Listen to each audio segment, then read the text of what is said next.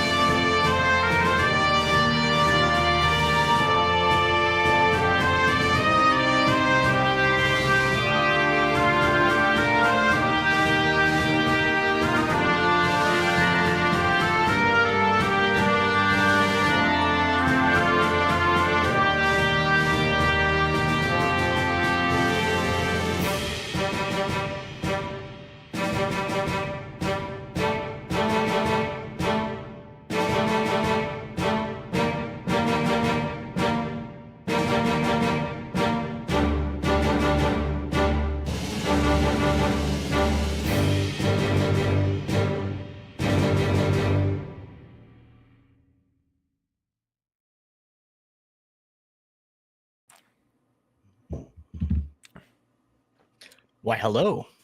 Hello, everybody. Hi. Welcome to the best Star Wars 5e tabletop role-playing night this side of Mondays. My name is David. It's been a long time since I've been here on camera. And thank you for having me back. I'd like to also thank my amazing cast of people who will be joining me tonight. I'm just going to kind of go around, make sure we're there feeling good. We'll get the energy going, and then we'll jump right in. So I'm going to start with Luna, because you're first on my mind. Hi. Gosh darn right I am. I apologize. Neon, it's all good. Slip-ups here and there are fine, but yeah, I'm good. Had a great day, phenomenal work day, and I'm so excited to get into space. You have no idea. Good thing that's where we're starting. Mac, how about you? How's your day going? Well, I did some work stuff, and then my sister's girlfriend, unfortunately, last night had me download Stardew Valley. A good choice, a great choice. And I'm not usually that type of a game player, but now I feel bad if I don't water my plants, and I made the mistake of 89 plants in the beginning of the game that I have to hand water each morning. So you'll get better. Woo! You'll get better. You also automate it. It's those are the rules. You're gonna make Halfway so much through summer. bank. Oh, I did. Like my last payout was like, I'm in the summer, and my last payout just off melons was like 8K. Yeah. I have bought nothing but seeds pretty much. I have one coop, nothing. Just wait till you get to the wine making. Oh yeah. Oh, and That's this is not money. wine, it's iced tea. The whole. Pixie, how are you? I'm good. I'm great. Yeah, I'm glad to be here. I think this is our first time playing together, so I'm very excited. I've only played with James so far, so yeah, I'm excited to get to know everybody and see what kind of shenanigans we can get into. And then, of course, last but not least, James, how are you? I am getting over something from the weekend, so the effeminate voice that I had planned for Astrid is instead going to be this the entire way through. And it's canon now. Not Legends, it's canon. I love it. Disney approved. Slap that on Disney a sticker. As an aside, when I was looking for thumbnails and things to use for this, it is amazing how much Star Wars stuff is just in Creative Commons. Oh yeah. Yep. There's so then much. does of that it. make you a knight of the Buckley Republic? Well, a NyQuil knight? NyQuil night? Night Quill? Boo. yeah, Who lame. earns? Well, with that terrible joke out of the way, let's begin. Welcome to the Stalwart Finch, an Architect's-class cruiser that has been retrofitted for the purposes of being a cargo ship. Her and her crew operate on the Outer Rim, operating farther from the center of the New Republic than any other ship of her line. It has been 8 years since the death of the Emperor, as the Alliance to Restore the Republic, or the Rebels for most, has delivered the crushing blow and crippled the Imperial leadership. The Empire began to crumble.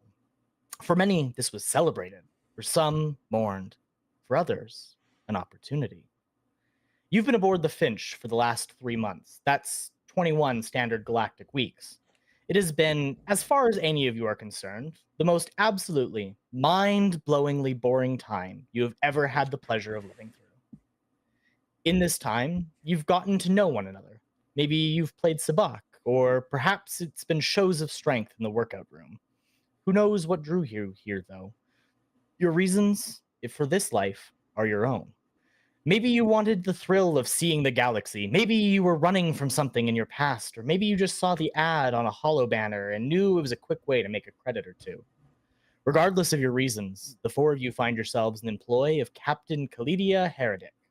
She's a fair captain, if a bit of a hard ass. She's known for wearing an imperial jacket that she's cut the sleeves off of, proudly displaying the rank of Commodore. Due to a lack of imperial records towards the end of their time, there are, of course, rumors that she used to be an imperial officer. After all, where did she get a light cruiser? You're not one to judge, though, after all, being a mercenary of sorts. Imperial remnants, pirates, who really cares what they call themselves? They've been known to attack ships, just like this.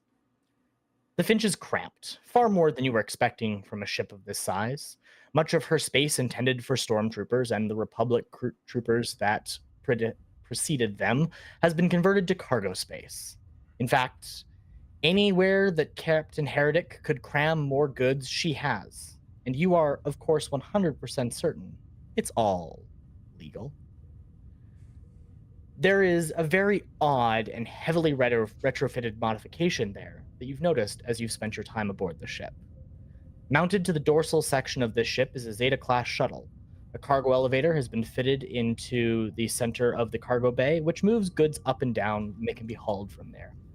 It is an odd and heavily involved modification, so you may have wondered where the captain found the credits for this outfit, and where she found an operator willing to do it. It seems almost too good, like maybe it's been this way for a long time.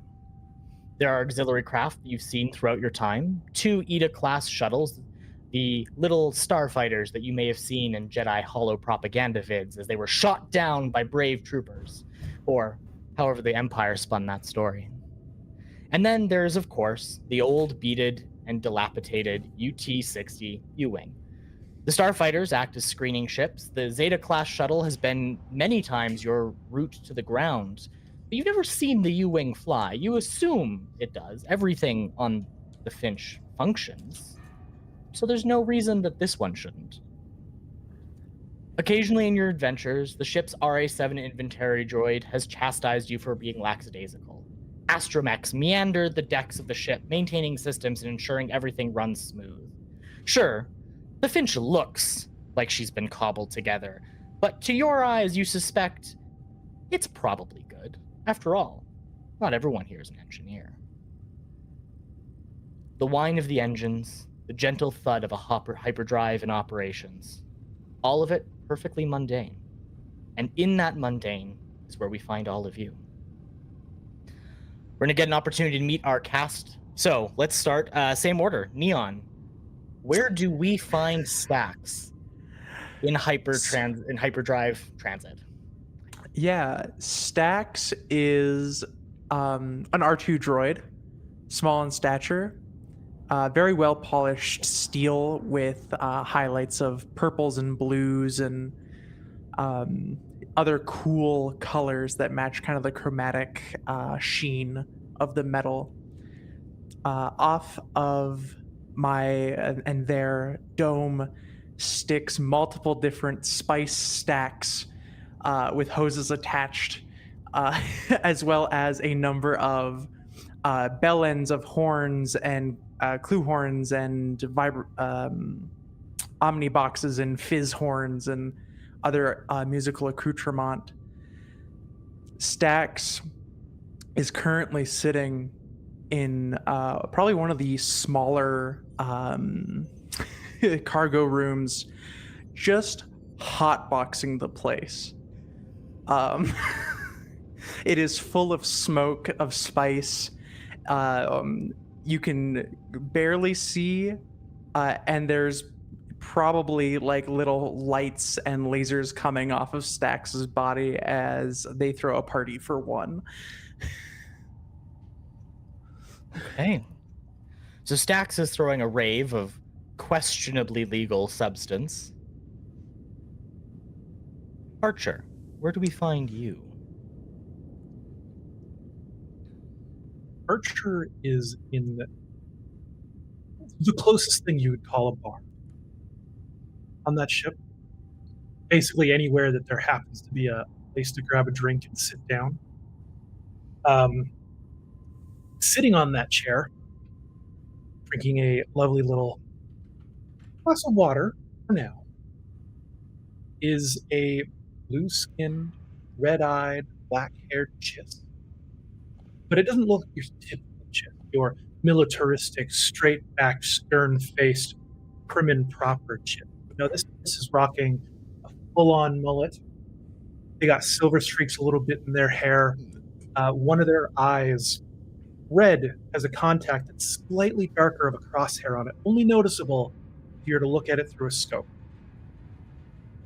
They're wearing big old fancy duster, ammo belts, and multiple guns slung over their back. And they sit there kind of drinking this glass of water, bored out of their mind, because if you're not having an adventure, then you shouldn't be alive. Right now, he's not having much of an adventure, and he's not feeling much of the will to live. So he's itching. He's sitting there just like staring at this glass of water, shaking his hand at it, trying to make some ripples, hoping it breaks and someone gets mad at him so he can start a fight and have fun with it. But not breaking because he doesn't actually want to have to pay the credits for the new glass. You know the captain well and her policies on broken shipware. Oberon, what are you doing while the ship's at light speed? Oberon finds kind of the quietest place possible. Usually somewhere like out of the way. Right now he'd be sitting kind of straight backed and cross-legged on top of some sort of shipping crate. He is a Feline, and so is a being of very primal beauty and reptilian grace. Skin usually sits somewhere between green and gold, but it will change to suit his mood if he lets it. He tries to, keep control. He prefers the green. And so even when he's just kind of sitting in a strange, uncomfortable spot with crates and things, he still just looks very like relaxed and graceful and comfortable, like he's just settled into a place. And he is usually, if not always, flipping through something on a pad. He might be typing his own experiences. He might be reading research papers. He could be every now and then, and most people don't know this, but he could be reading like an adventure novel of some like great tale of daring do. But usually research papers. He takes a great interest in studies of nature, and he has a part of that nature with him. Never far away from him unless off the ship. Is his pet Mantelian Flutterplume, who's named Theseus. And Theseus is a beautiful animal of a very savage type of animal, known for tearing their prey to shreds. This is not the kind of bird that someone would want as a pet unless they're really specifically keeping them as also sort of a weapon or defense mechanism. And Theseus will perch in very strange places on or around Oberon while he's reading. Astrid, where are you? Can't hear you. Much better. Yeah. Astrid is usually found in one of the auxiliary bays to the med bay. She's made that place her own. You'd find her meditating, hovering 6 inches off of the floor at any given time. A long net-like shawl drapes over her shoulders and wraps around her body, done in sort of a serape style of clothing. Everything's finely tailored with an air of practicality to it. A hood, the wrap, a vest, a proper blindfold crossing her eyes. Being a Miraluka, she has only vestigial eye sockets and no eyes. She is a member of the Lucasine, a race of, or a sect of people that the Miraluka belong to that seek balance within the Force. There's no light or dark, just a merging of the two. There is only the Bendu. Slight in appearance, probably about 5'8", 120 pounds or so. Everything is in its place, as anyone without eyes would attest to. Everything goes in its proper pouch with its proper bumps and cheats to be able to find everything that she needs.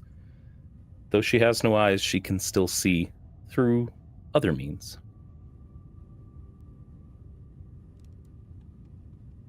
Archer. In the cantina, the space is larger than most that you would see. It's quite, it's probably the only nicety that the captain has allowed to maintain. This used to be the Imperial officers' mess. As the ship has been modified down from its time as an Imperial vessel to run on the absolute bare minimum crew, there was no need for a lot of the other stuff. All that was maintained was the officers' quarters, and even they have been made scarce and barren and tight and as cramped as they could.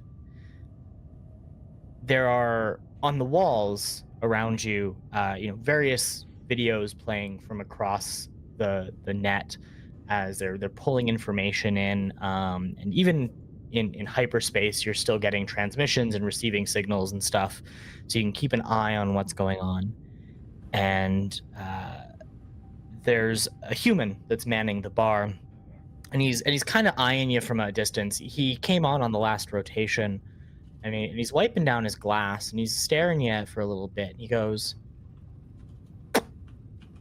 "Now, I understand I might be a wild space yokel, but wasn't one of you the one with the whole, like, Lothal incident where they tried to raid it and the space whales took it? Wasn't that one of you?" Well,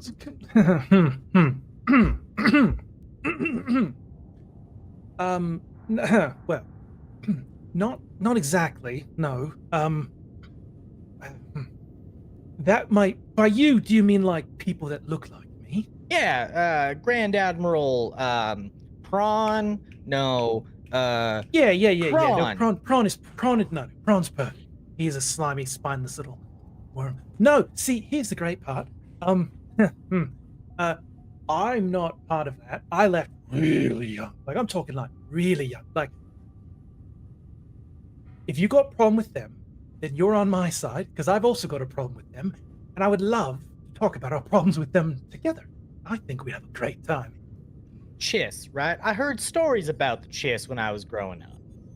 Yeah, they're up the. There are sticks up the ass of every chiss. Ah, Not me though. I'm great. I'm a hoot and a holler. well, that sounds a lot like you get along Coruscant. Now, that's not really the point here. My question's more in relation to coming on board here. I'm trying to figure out a lot about what's going on, right? We're bouncing around the Outer Rim, we're helping out people, we're delivering supplies and stuff like that. But what do you make of our captain? Like, really? Yeah. See, here's the problem now. I just switched to Southern for reason. Sorry, my wild Spacian is Infectious. No, I just changed my accent today because I forgot that Chish are British. No, so it's like this seems like a bit of a trick question. Like I'm going to get in trouble if I say the wrong thing here. So, promise that you're not a space cop. You have to tell me Not if gonna you rat me are. out? No, It's the I hoot. have never been law enforcement. Well, so here's the thing. So, they have a giant stick up their ass. They're quite, but the credits pay well, and that's as long as the credits keep flowing and people keep dying around me, I'm having a great time. So, And he like kind of like halfway through your conversation turns and there's like a Gungan sitting at the end of the aisle. And he's like, "What about you?" And the Gungan just kind of like flails a hand at him, like trying to like push it off. Like he's been doing this for a while, trying to like get people to tell him what's happening, and that's been his whole shtick for the entirety of this trip. And as you're cruising along, the lights kind of flicker a little bit, almost like there's a power surge, and then you can almost feel the ship begin to like heave a little and then like heave back. And you get over the comms, and I hope this works the way I want it to. Ladies and gentlemen, don't worry. Don't just keep going on about what you were doing. And I hope that low pass filtered the way I wanted it to. it did go low pass. As I kind of hear this, I kind of like perk up and I go, "No, there's no such thing as a. Don't worry, there never is. So you might want to brace yourself because I think we're about to have ourselves some." Now I see. I've been on cargo ships before. I've seen this before. Usually, what it is a problem with the hyperspace manifold, resulting in a power surge, and the ship kind of shudders again. And we're gonna cut over back to Stax. Stax, what's your reaction to the Finch shuddering? Stax will pop out. I will pop out my third leg, motor to the door, open it, let all the smoke just billow out in the most rock star way possible. There's a couple people like walking the hallway, like checking things out. Like the RA7 droid is there with him, and it like waves a hand and goes, now, that's unacceptable, and just kind of like keeps toddling along. Yeah, I will play like a pre-recording of like a cool guitar intro that's like stuck in my data banks, just like that, like like, and I will roll my way towards the bridge to figure out what's going on. while playing that like just hype music track as if the most important person is approaching. It's like a 15-second ringtone like loop, and it's just looping repeatedly, like somebody who's got like downloaded "Toxic" by Britney Spears onto their phone, and they're just playing that A little same hit loop clips? over and over again. Yeah, little it's hit clips. absolutely a clip of something that I did the audio mixing for, a show that I did the audio mixing for a year ago. Like, Remind me again, where were you? You Were have a in? You said sensor? I was just in like a like cargo storage room. one of the rooms that's been converted to cargo storage. Yeah. Okay, so let's say you're on mid deck. You have to go all the way up to the bridge. That's the top of the ship. It takes you a few minutes to get there, and there's been another one of these little shutters. You find yourself wheeling onto the bridge, and Captain Herrdic is standing over top of two younger men sitting at the helm, who are frustratingly slamming away at the console controls, and she is like visibly seething at this incident. And all you catch is her going, "And you told me that this would have been dealt with before we left that backwater moon. Why are we still having..." Oh. She turns around. She crosses her arms behind her. She goes, "Stacks. I still do not speak binary, but can you splice in and see why we are still having issues with the hyperdrive?" And I will raise one of my little mechanic arms, give a little salute, turn around, plug myself into the Omniport, I believe it's called. And yeah. Reminder that we're past the 5-minute mark on YouTube, so you can say the word jizz whaler as often as you like now. Yeah.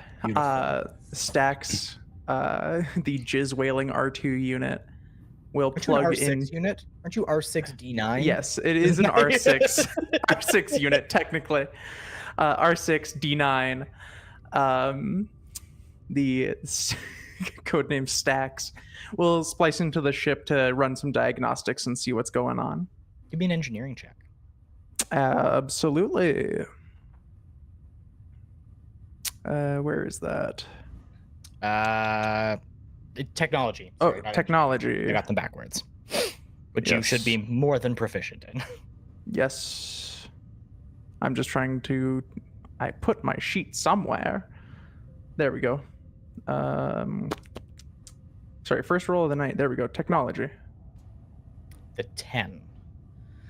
With a 10, you can realize that something has been installed and it is not doing what it is supposed to do.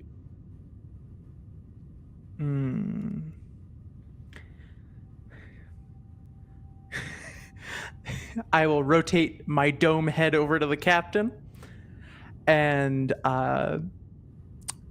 Stacks takes a moment to like sort through the audio files. I take a moment to sort through the audio files in my memory banks. I need to know for the sake of like, is this literally just a series like the old jukeboxes where they had the fake records that they would pick up, where you're like sorting through data cards until you find the right one? I've decided in this exact moment that the top of Stax's dome is clear glass, and you can see inside to a bunch of like memory cards, i.e., that lay out like a old audio. Yes. And you can see little hands in there like flicking through little data cards. Picks one up, puts it in the middle, and it just plays. Something ain't right. No, no, no.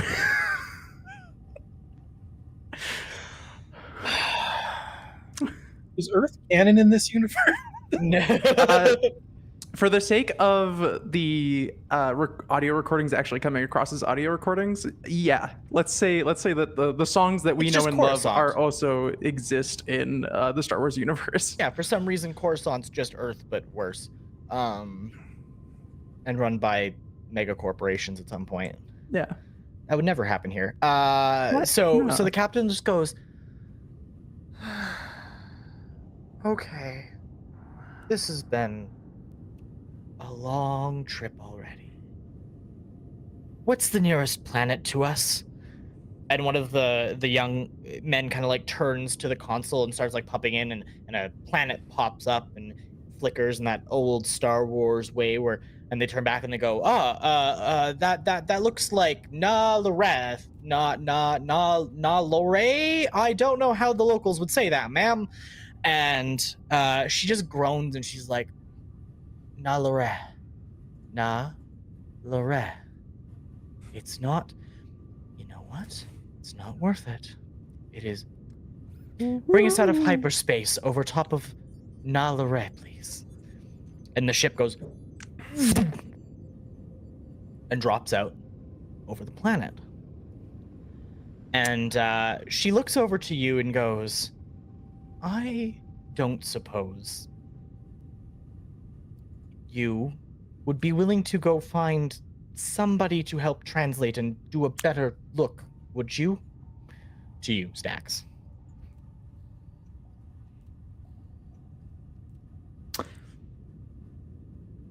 Stacks, yeah, I definitely take a moment, like look at the port and look at her, and I'm like trying to remember who on the ship would do better at this than I would.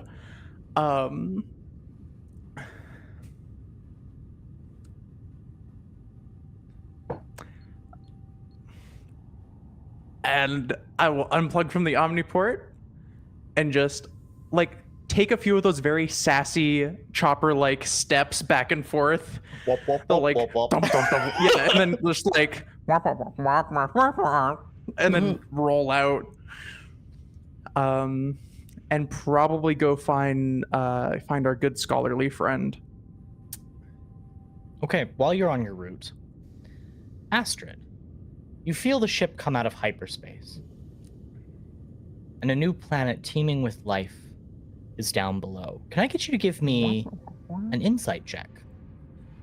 Absolutely.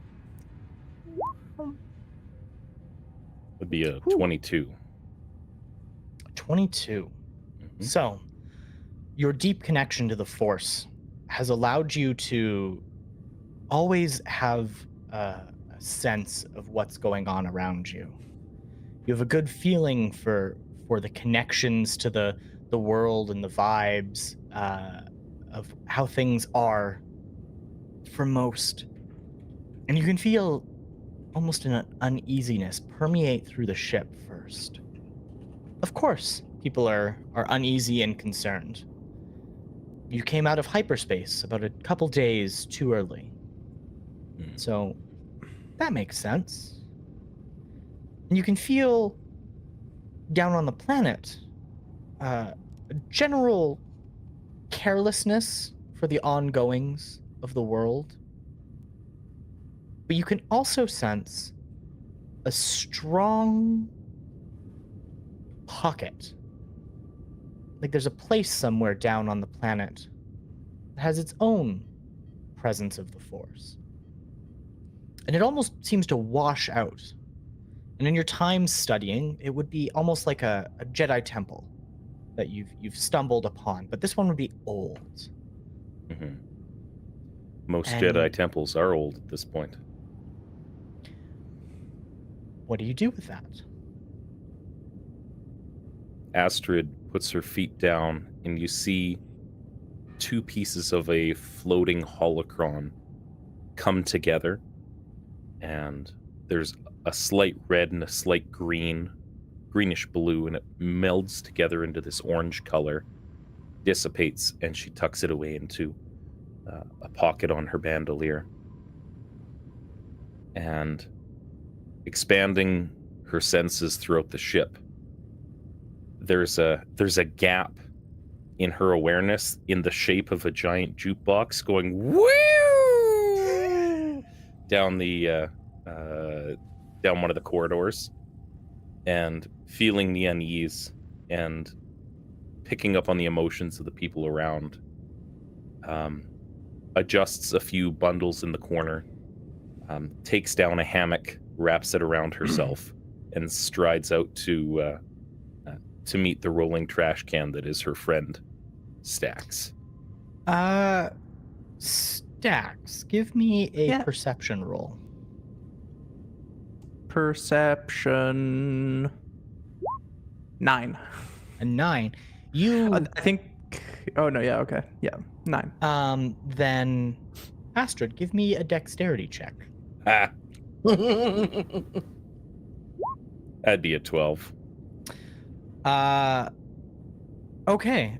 Through somewhat of an almost grace, you manage to only slightly get nicked by Stax petering by, balanced awkwardly on the third wheel instead of the two much better legs to be operating on. It's just Yeah. faster to get that lean going. It's like a jet boat. But It's a as you wheelie. as you clip into it, Stax kind of spins a little bit and stabilizes. And Stax, what do you do?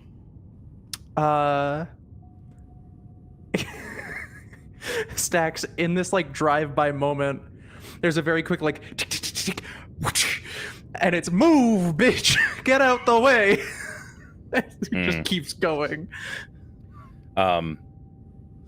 It almost comes across like a cat call because Aster is like after Stax.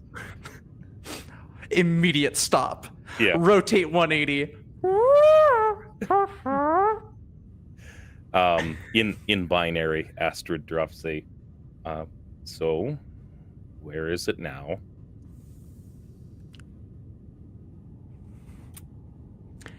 In binary response, just because this is a fun way to do things now. Captain won't tell me. I ran a diagnostic. There's something installed wrong. I couldn't quite tell with the brief scan, but she said to go get somebody better suited, which is a little silly considering I've been running a tour bus for years, but fine. Yeah. So are we heading off world to that big bundle of life? Yeah. They want to get the ship checked. Or off ship. Yeah. Yeah. So shuttle landing. What'd she say? I think landing. I think they're going to have to get some parts repaired. All right, so it's going to be some interesting days. Should be. You want to grab the like Guns McGee, or do you want to grab the Eyes in the Sky? Honestly, I was just heading to a different Omniport so I could check again and then come back with an answer and somebody else to pretend to be a person, you know? Well, why don't I'll head to the bar if you want to pick up our scholarly friend. On it. Stax will give you showing up with Oberon arriving at where you've played Oberon 2. Yeah. Because I apologize, I have immediately forgotten where. Oberon's just kind of like sitting on some random cargo somewhere, so you can definitely be exactly on the way if you like. There's tons of spots and pockets.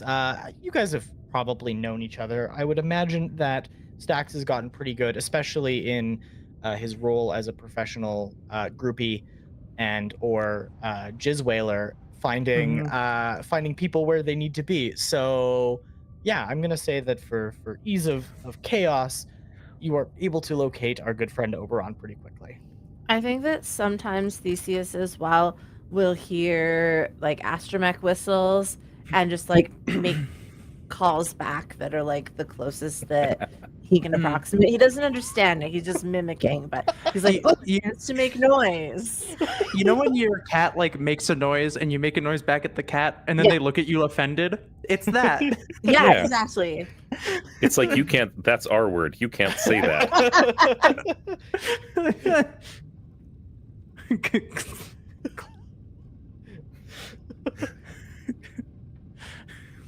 Okay.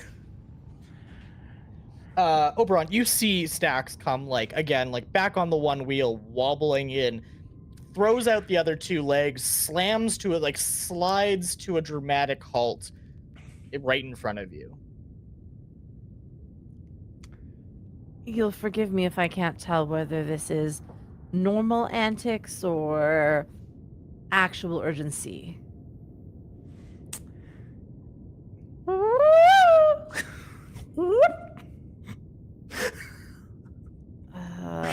So actual urgency, I think.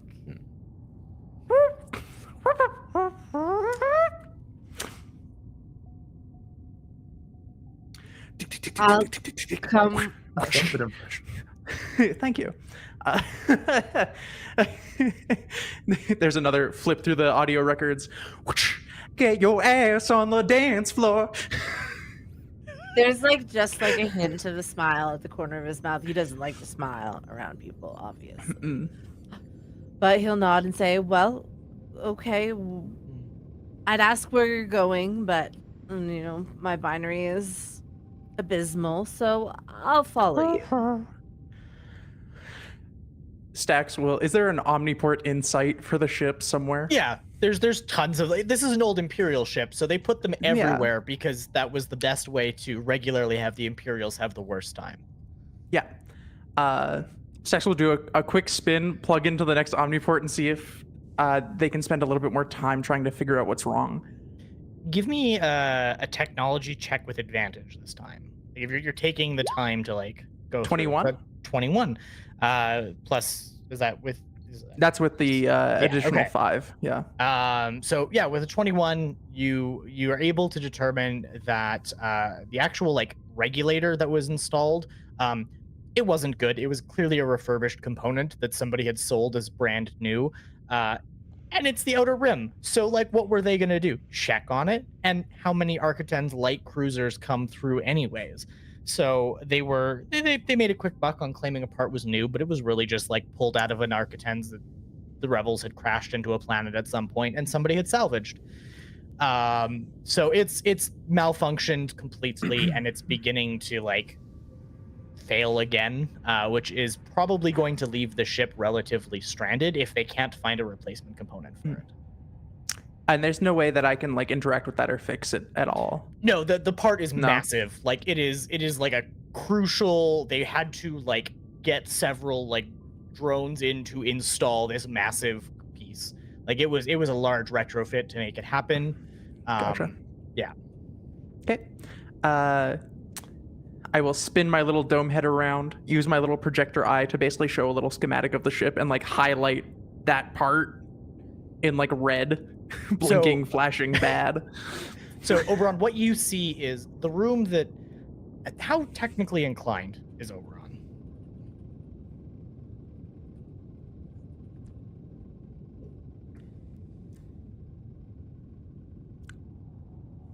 You might be on mute there, Sorry? Pixie. Oh, I was saying how technically inclined is Oberon? Would you say? Not particularly at all. No. Okay. So not quite to the extent where you're like if you gave your great grandmother an iPad, but like he knows how to use the tools that he needs. Okay. But things like chips and computer systems and stuff are just way out of his comfort zone. So I'm going to say what you see is the room that at some point you had meandered into as the hyperdrive room.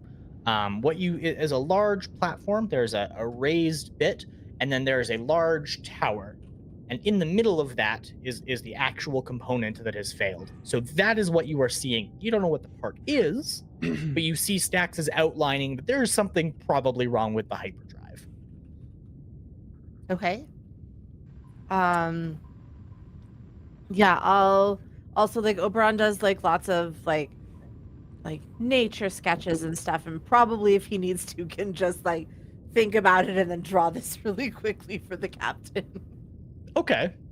I'll give that to you. Yeah, 100%. You can like sketch the piece to show to the captain. All right, awesome. So like this scene plays out. It's just Stax sitting there with the hollow projector going, showing off the component, Oberon sketching it away. And with that, we're gonna then jump over quickly to Astrid walking into the canteen. Is Archer still at the bar? Yes, sir. Is Archer still being beset upon by a man and a disinterested Gungan? Yeah, probably. At this Yep. point, the man There- has devolved entirely away from talking to Archer and is now just in general talking to the room and has been probably for the last 10 minutes. Mm. He's like, and Yeah. that's why you never want to make sure you find yourself in a room with a loaf cat, because loaf cats, while they are cute and cuddly and fuzzy, they'll bite your hands off. And he holds up his hand. He's missing his pinky finger. It's clearly not been bitten off. Like, this was an accident that had happened, something else, but it's like he's embellishing the story a whole bit. And he stops, he looks at you and goes, "Why ain't you spooky?" Astrid barely clocks it and is far more interested in the Gungan sitting at the table because everyone in the known galaxy knows that Gungans are secretly Sith Lords.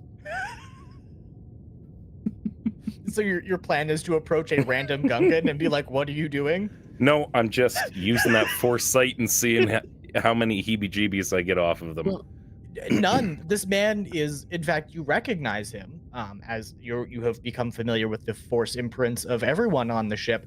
This is the cargo master. He is very drunk at this moment and very much trying to pretend like he's not there. For the viewing audience, Mira Luca are only able to see via kind of a blind sight sense that is the force in living beings and the absence of the force in mechanical beings. So it's kind of like Predator vision, where everybody's got kind of a red or a blue outline in all of their features, and then there's just an abyss with a smoke cloud where Stax is. You're just dank all the time. Everyone around them goes from red to blue as Stax like piles by. Yeah. You can't be evil when you're high. Right. Them's It's the just how rules. it works. Them's the rules. Astrid comes up behind Archer and gives a little rap at the table. Before you even do that, I just kind of shudder. Oh, I feel something in the room that unnerves me. The edginess. Not a force sense. I just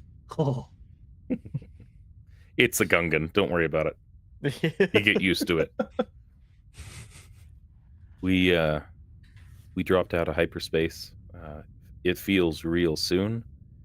And there's a big old planet down below. Are there viewing windows in the Yeah, so the officer's cantina basically is at the forward wedge of the upper deck. So as you move forward, it's actually just like the very front, so you can still see out around. You can see the planet. It's a very greeny blue planet. I'll take your word for it. Stax mentioned that we're looking for some experts.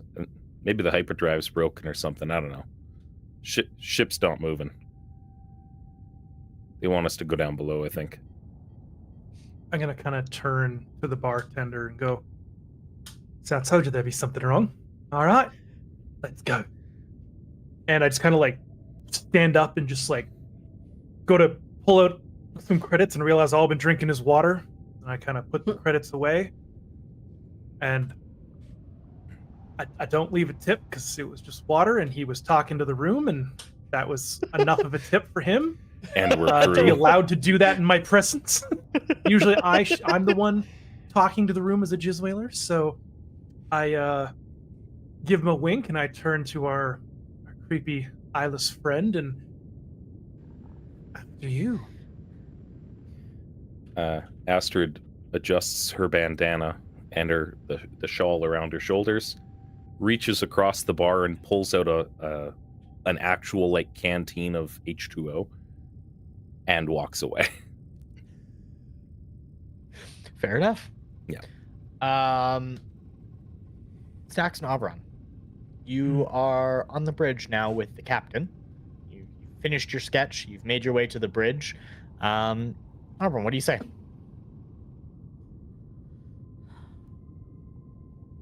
Oberon just kind of starts talking like the second he walks in, like, well, I don't understand terribly much of what my friend is saying, but he was able to show me a picture.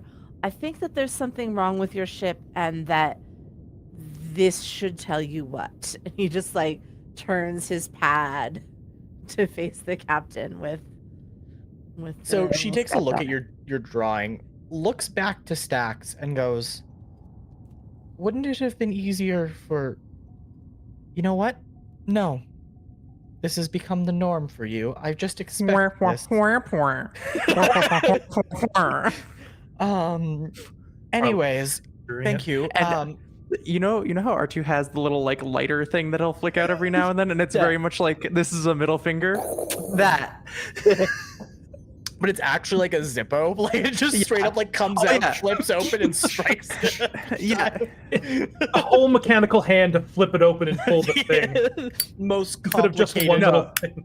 Don't even need to flip it open. Like Stax has got that momentum like perfectly calculated. It just Does it have a design on it that glows under black lights? yes, obviously. You got to be careful with black lights around Stacks. Yeah. Turns into a little disco ball. Archer or too many rooms that he decided to sleep in the hallway on. Big. And so the captain takes your drawing for a second and looks at it and regards the drawing, goes, "Carabast." And she hands you the paper, like the drawing back, and turns around and goes, "Okay, we're going to be here for a while, so we might as well see what good this unexpected stop can bring us. Hail the planet down below." And she they're starting to like make the calls, and it's like she remembers that both of you are there, and she turns around and she goes, "I don't... Go to the shuttle and start preparing goods. The Z could probably use it, so yes, please leave." Like, you can tell she wants to say you're dismissed. It's like right there, and she's wanting to say like in an imperial style tone, but she's like, "Just get off my bridge." Happy to oblige. Now, Astrid and Archer, where did you guys go? Where did you head to? I feel like, I was just being led. yeah, Astrid's just reaching out senses for the void that is Stax and the vibrant rainbow of pain that is Oberon's pet bird. So you can feel in one of the turbo lifts Stax and Oberon's bird moving down to the cargo deck. So that's the lowest deck on the ship. That's where that Zeta class is, right? So that takes you to where most of the major cargo hold is on the ship. Yes. Mhm. So it's both the flight deck and the largest cargo hold. Feels like our friends are headed to the cargo hold. You got everything you need for going off ship? As you said, I'd kind of like swing it around. I just go always and toss it back behind my shoulder and start going towards the cargo. Astrid makes an offhand comment about how clumsy those blasters are, and then keeps walking. The That was entire time more in the elevator, Stax is playing "Girl from Ipanema," or in this case, it's "Girl from Mos Eisley." As you kind of walk away after you said that, I'm like, no, this is a bow rifle. This is a great weapon. You're crazy. Now, all I can picture is Archer wearing the Jane hat from Firefly now, in love with his gun. As the four of you arrive onto the lowermost deck and make your way to the cargo hold, you open into a fairly large room. This used to be a flight deck primarily. There's actually the two doors that would have allowed fighters to come in on the side. This is specifically a 586 version of the Imperial Architens class. So these were built specifically to carry TIE fighters early into the introduction of the TIE fighter. This wasn't retrofitted. This was an original design. It has been further modified in the space as there's now a large cargo elevator that goes up through the rest of the ship to where the Zeta class shuttle is hard mounted to the hull. So it's not like landed inside here. It wouldn't fit inside an Architens. Somebody at some point went, we need to carry a Zeta class around with us, so we're just gonna bolt it to the hull. And that's where it kind of lives. So the whole modification's rather odd because the thing lifts up and it's actually just the bottom of the Zeta class that's like sitting physically in the roof that you can see up above. And so the elevator's already at the top and they're loading goods onto it. And as you get in there, one of the people on the thing leans over and sees the four of you standing around, goes, well, suppose more hands are always good. And he kind of nods to somebody, and the elevator starts to come down, and it's the ship's second officer. It is a Rhodian named Stotch. Now, the one thing that is odd specifically about Stotch is he grew up around humans. So the typical Rhodian bug-like noise, he has spent years mastering not to sound like. And Well, in hi, fact, fellows. has picked up almost a Texas-like accent as a result, as he still sometimes buzzes his words. And he gets down, he's got his hands on his hips, and the platform's empty, and people kind of like spread out, start grabbing stuff and pulling goods in, specifically through the two doors. And he looks at the four of you and he goes, well, I needed a landing crew, so I guess it's gonna be you guys. So, yeah, you want to go down to a planet, sell some shit? What kind of planet is it? It's a backwater, backworld kind of place where you don't really want to spend a whole lot of time. I think it's a farming planet. Is it made of fire? Like, No. It's made of grass. And dirt. And mountains, I think we saw. Who makes a planet out of fire? well, look, like 3 months ago, we're like, go and deliver some cargo, and it's right near Mustafar, and it's all just friggin' volcanoes. I forgot about the volcanoes. I guess that would look like fire.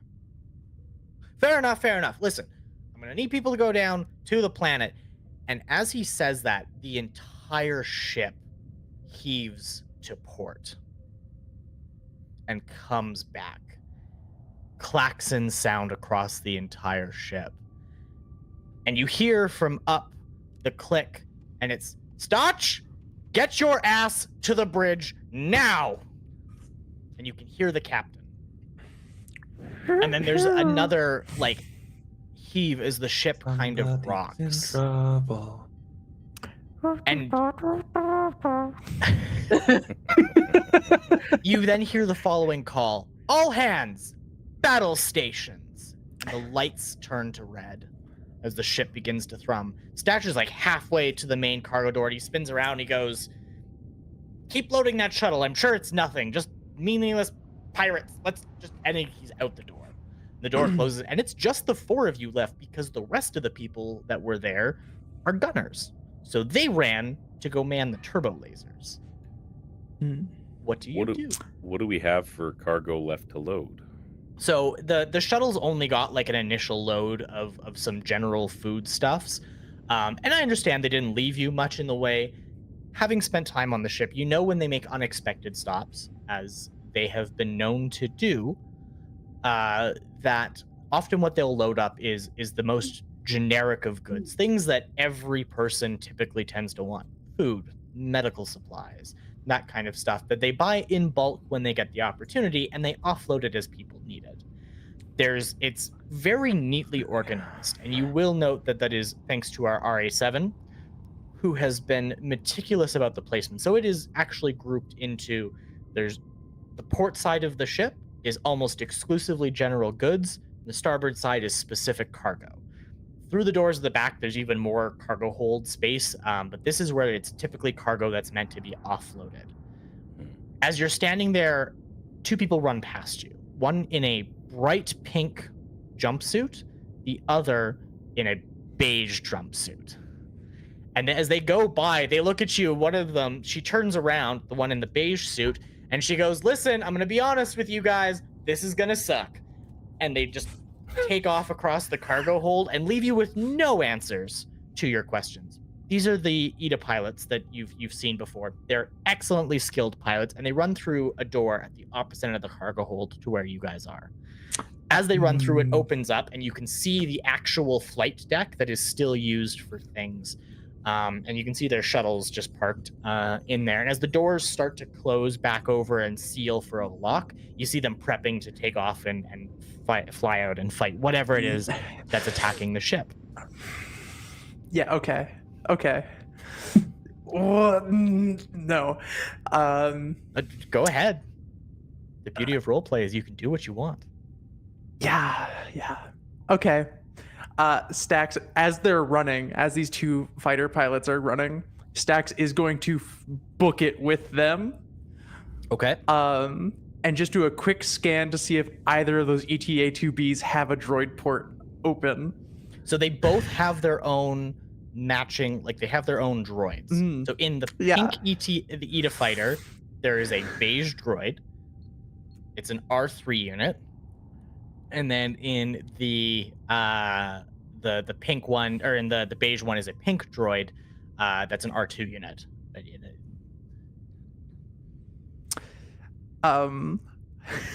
Stax has a moment of like looking at them.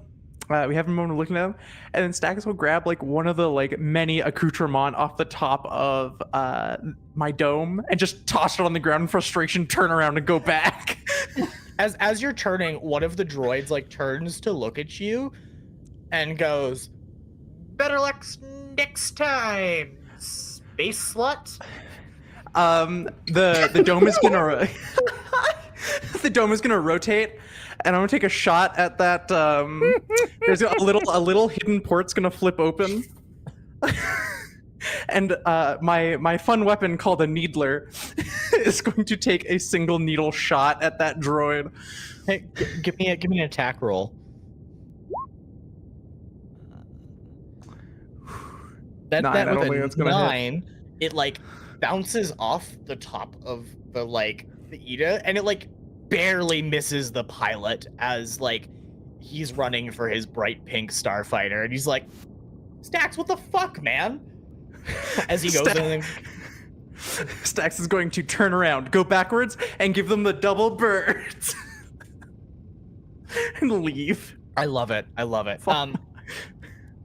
Stax, as you were turning to leave, so because of the model of Architens, this is the flight bay is in those forks that you see at the beginning of the bit. That's where the fighters actually get launched from.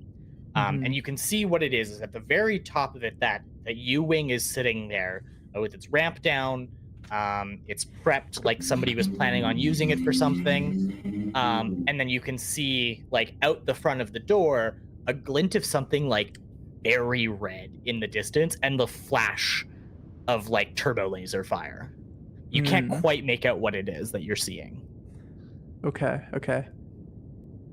Then I'm gonna double time it, and I'm just gonna like and just like bulk up to the cargo class whatever that we're gonna be flying. Okay. So as you guys start to load stuff onto the cargo deck, which I imagine is what you do because you're left here in the cargo deck, and that's what's expected of you. The beauty of being an outer rim cargo pilot is there is a fine line between mercenary and hired hand, and very often that line is wavy and sometimes crossed over. So that's what you're gonna do. Is you can hear the space around you rattling. None of you are probably proficient in large starfighter combat or large starship combat. However, there's like windows on the side.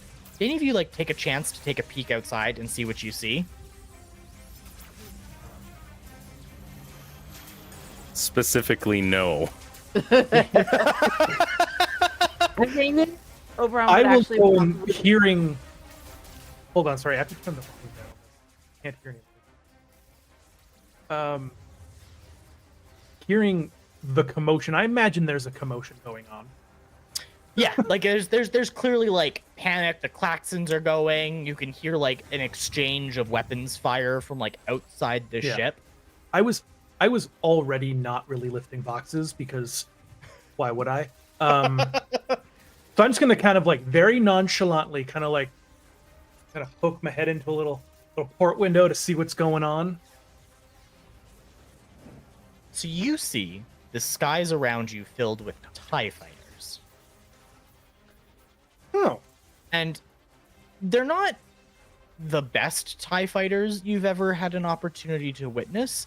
Clearly, whoever's flying these are not Imperial Academy graduates, but they're doing a pretty good job of it, all things considered, and there's a lot of them. As another rock of the ship hits, it starts to like turn to get like more of the broadside, and you catch the first look of what's firing on you guys. And from your best guess, somebody has painted an Imperial Star Destroyer dark red. Do these TIE fighters look like they would be TIE fighters? They look like they've been repurposed. So these are TIE fighters. Like they are intended to be TIE fighters. Oh no, I get that, but do they look like they're actually like, being Imperial done or by pirate? Imperial, or are they? The pilots look amateurish.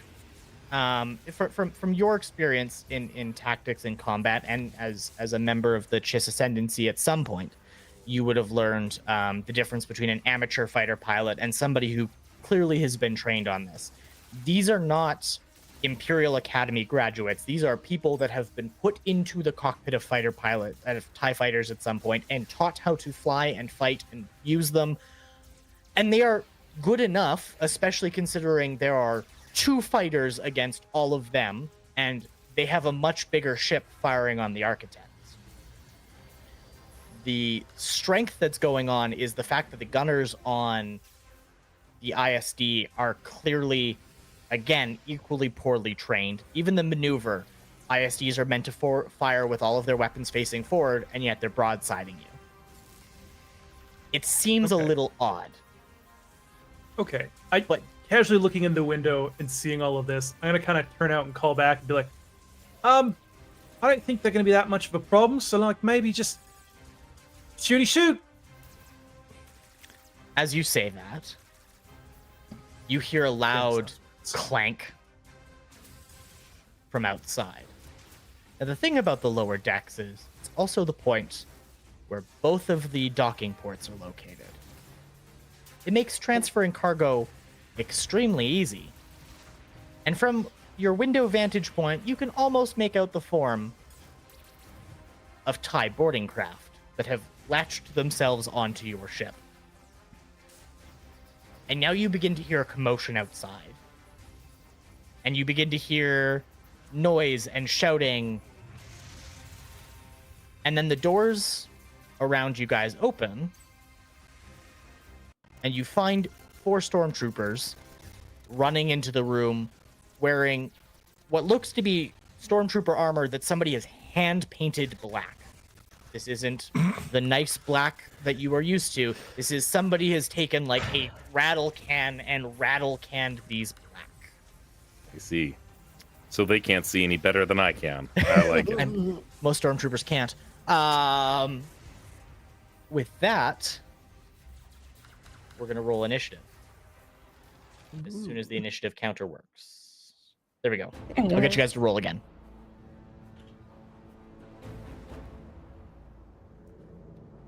Oh boy.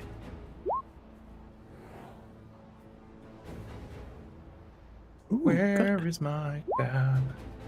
Where is my initiative? Oh, I gotta select myself, don't I? Yeah. Oops. Why am I square? Because you're a Oh. square. That's weird. I am that not is weird. I was a there. token on the other screen. Yeah. Or is this me? I got you covered, David. 1 second. Oh yeah, I was just gonna say I didn't realize that they were. Oh, that's silly. Give me uno momento time. I will fix that. In the meantime, this stream is brought to you by By us? Giant jug of juice. This No, not this- stream. This stream is brought to you by I think Jizz and Roses. That's our band name. See, you say that, but I thought our band name was like Bon Jizzy. Oh, for sure. It's actually the Jizzson 5. I think it might be better if we were like AC Jizzc. Oh, for sure. I thought we- you told me you were Jizz Starship. Jizz Starship. I mean, we were for a while, but then I think we switched to Hmm. Jizz Row. Yeah. There, we are the artist formerly known as Jizz. Yeah. It's so bad, but it's just everything that I ever wanted. Funny. All right, David, we've got tokens for everybody on the cargo deck now, except for Theseus, who is right there. There you go. Yay. We actually got in trouble for a while because I hacked the system and I put our band's entire album back when we were called Jizz 2 on everyone's devices. Hmm. Yeah. I remember that. You deserve Oh. everything that you're gonna get. We're Jizz, but the S's look like two little lightning bolts that are colored yellow to red.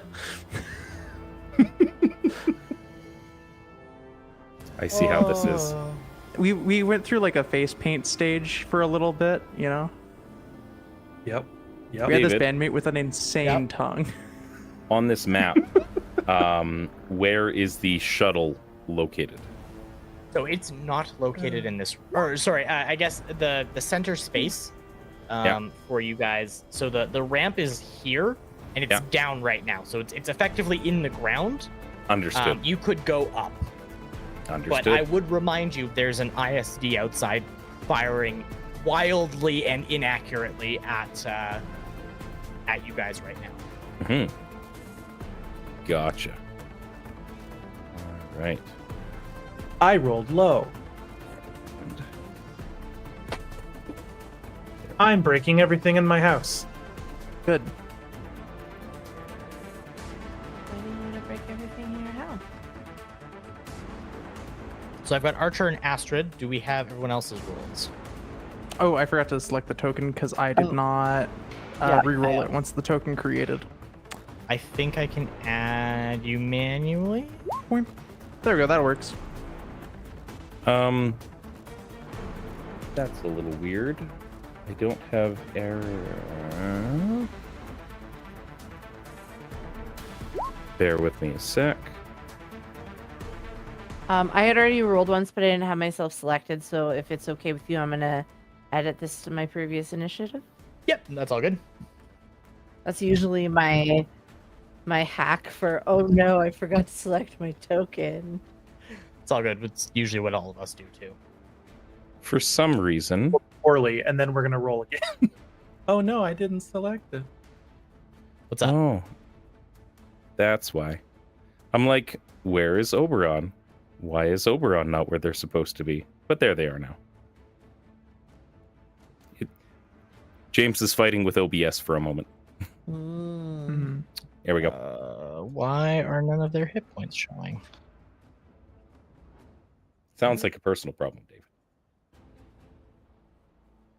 I see everybody on screen now. Are you seeing the stormtroopers?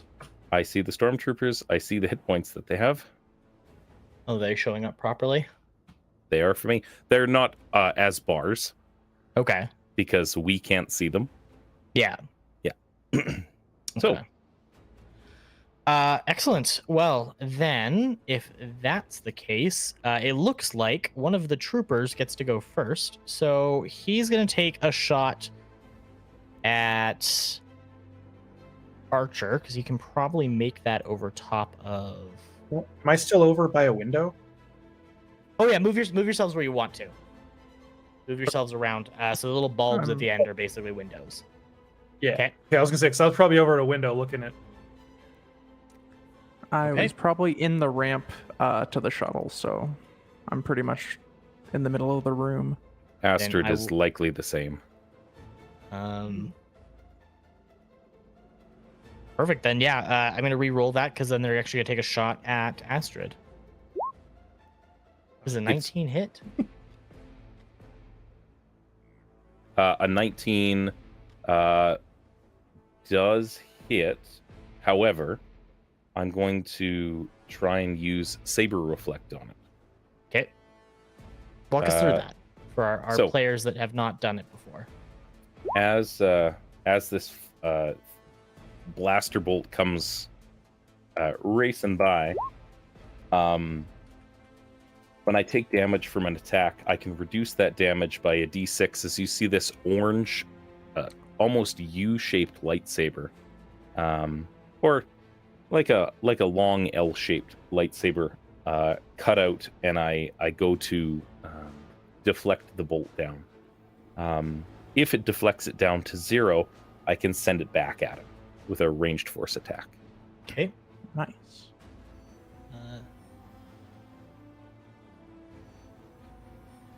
Let's find out if it does. So that'll be 5 Ah. points of damage that it would have done.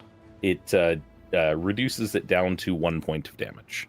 Okay. So I still take it, but it's in a non-fatal area because they're stormtroopers. Mm-hmm. Yep. Perfect. Next trooper gets to do the same thing. Seeing you pull your lightsaber, he immediately goes, Jedi! Like it's the worst thing you could possibly be.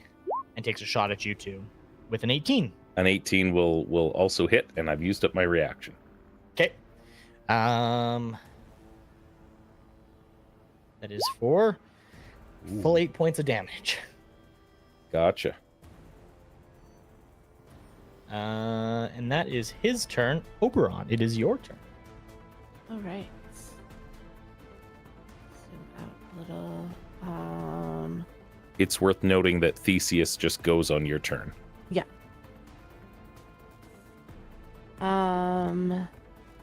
So first off, Oberon is going to pull out his blaster pistol. It looks like it has seen better days.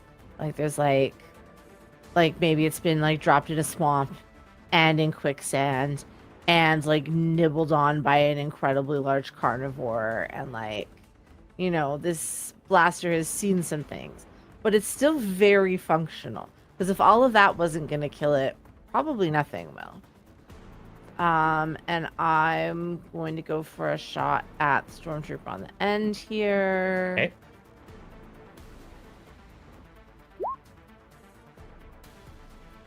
An 8 will unfortunately not hit. I mean, I never said he was a good shot. Let's see. And then Oberon's gonna send Theseus after the same guy.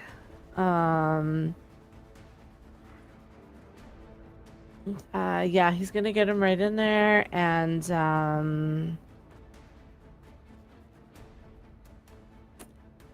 we're going to have him attack with his talons.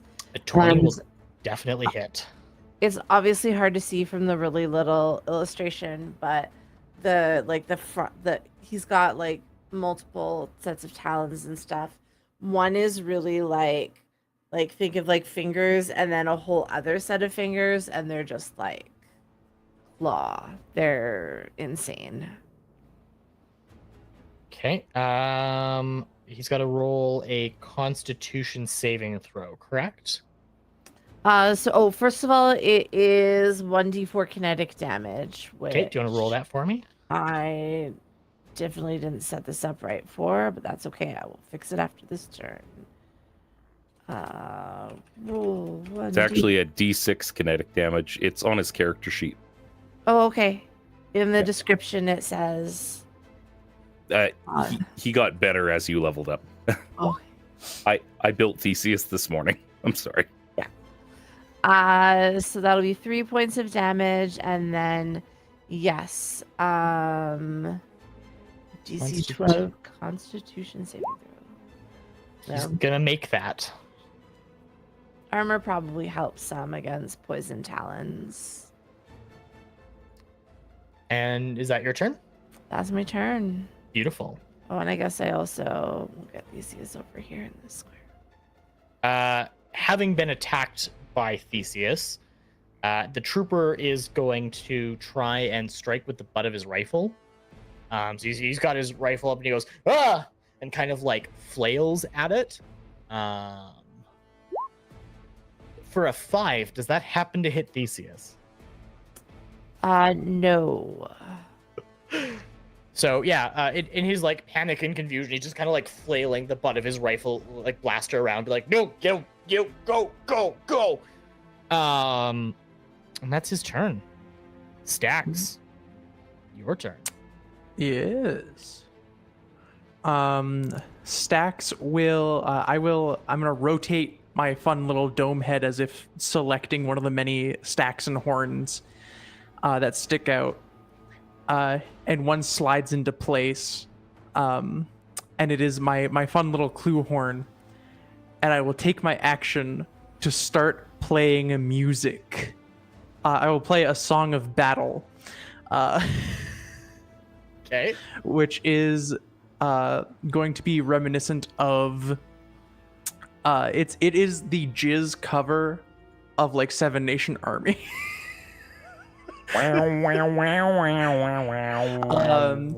Whenever an ally within 60 feet that can hear deals damage to a creature, I can use my reaction to expend one of my potent aptitude points, adding the result Okay. of the die to the damage dealt. So I'm going to be buffing everyone's damage going forward, Except for archers. except for archers, who's a little bit outside at the moment. If I move in, how much of a bonus is it? It's 1d4 additional damage at my leisure. I will take my movement. Oops, that's a measuring tool. I will take my movement to like move to there, so that everyone's in earshot. As you start blasting this, one of the troopers goes, "What is this? This is truly awful." And one of them goes, "I think my dad listened to this song." Damn right. Them's fighting words. And then, do I have anything for a bonus action? Is this a bonus action? Action. No, I will bonus action to do nothing at the moment. Perfect. Then. My God. Last trooper in the line. Hears you start to blast out your music, kind of puts his hand up to his helmet and goes, ugh, and just takes a shot at you. Yeah, for sure. That's for a 7. Does a 7 hit? No, it does not. Just goes completely over top of you, whizzes by the top of your head as he's like one hand, like it's almost that gangster lean where they've got it sideways a little bit. He's pulled the trigger. Archer, you're up.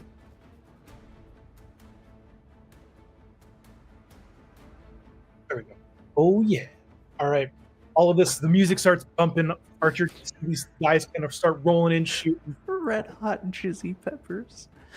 I'm sorry. Just saw that. Yeah, I did. Music starts going, and he just gets a smile on his face. It's like, that time. Well, it's Australian. I haven't found a voice for him yet. Apparently, he pulls out one of his guns, and he just kind of like, you see it kind of start to charge up. In a while since he's got to get off a good shot, so he just sends out a cryogenic blast towards the grouping of the two, Hit. We hit the one that's highest in the grouping of the two. I'm going to make a ranged tech attack. So that's a modifier. For a... Did that not roll? No. Roll. That is not the hit. 7. Nope, that's gonna miss. But because it is my cryogenic blast, as it kind of flies past in the wall behind them, and he kind of miss, but he's still smirking as that explodes. Did you take ice knife on a? You son of a! Amazing. It's my favorite spell in D&D. So it explodes behind them, and I need to make a dexterity saving throw. So as it like hits the wall behind them, I'm assuming it just hit you. You were aiming it but let's say it landed between the two of them. The one that's closest to you looks back and goes, "Ha! You missed." And he gets a 22, and the second one goes, "Yeah." It gets a 14. Well, my tech save DC is an 11 apparently. So I smile. The shot kind of hits the back, and then it explodes. But it kind of is more of like a mist. It didn't finish having enough time to freeze before exploding. I'm rusty, okay? I'm rusty. Just covers them in like a light layer of snow. One of them goes, "This is gonna take fucking forever to get off." And as he wipes, you start to see some of the paint start to smear a little. Like he just applied his paint this morning, kind of thing. What? Do you have anything else left to do? Yeah, I'm gonna move a little bit more around back this way, and that'll be my go. Astrid, you're up. So I get the stormtroopers that have accuracy. Got it. Astrid, everybody starts to feel wind rushing past their ears in that like pressurized force sense. And lightsaber in one hand, she reaches back into her bandolier and pulls a slightly smaller one out and chucks it in the direction of the stormtroopers unlit. And it ignites right in front of them while floating in the air. Oh. She's using animate weapon, and it's a sickly looking yellow color. Okay. It's spiritual weapon for all intents and purposes.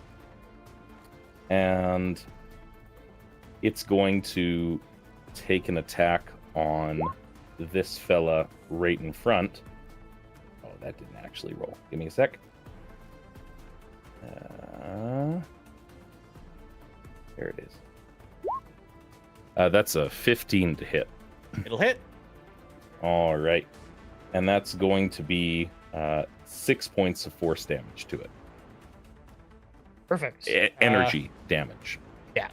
So it slashes across like the front of his armor. It just like it opens it up, but it doesn't seem to like actually like hurt him. And he looks down and goes, "Oh, that's not so bad." Did the energy attack seem less than effective in slicing the stormtrooper in half? It singed him, but it looked like he was expecting worse. Like Right. he was clearly expecting to like die. He was like, "Oh." Like you hit him pretty good, but he's just kind of like off put slightly that he's not dead. I like it. Next, Astrid's going to bum rush them. And using twinned power, I'm going to use a cantrip called Force Technique to channel force through my lightsaber into this little feller. It's a universal power. When I do this, I can target a second creature by adding a force point into it for a cantrip. So Okay. I'm going to swing twice for all intents and purposes with a booming blade attack.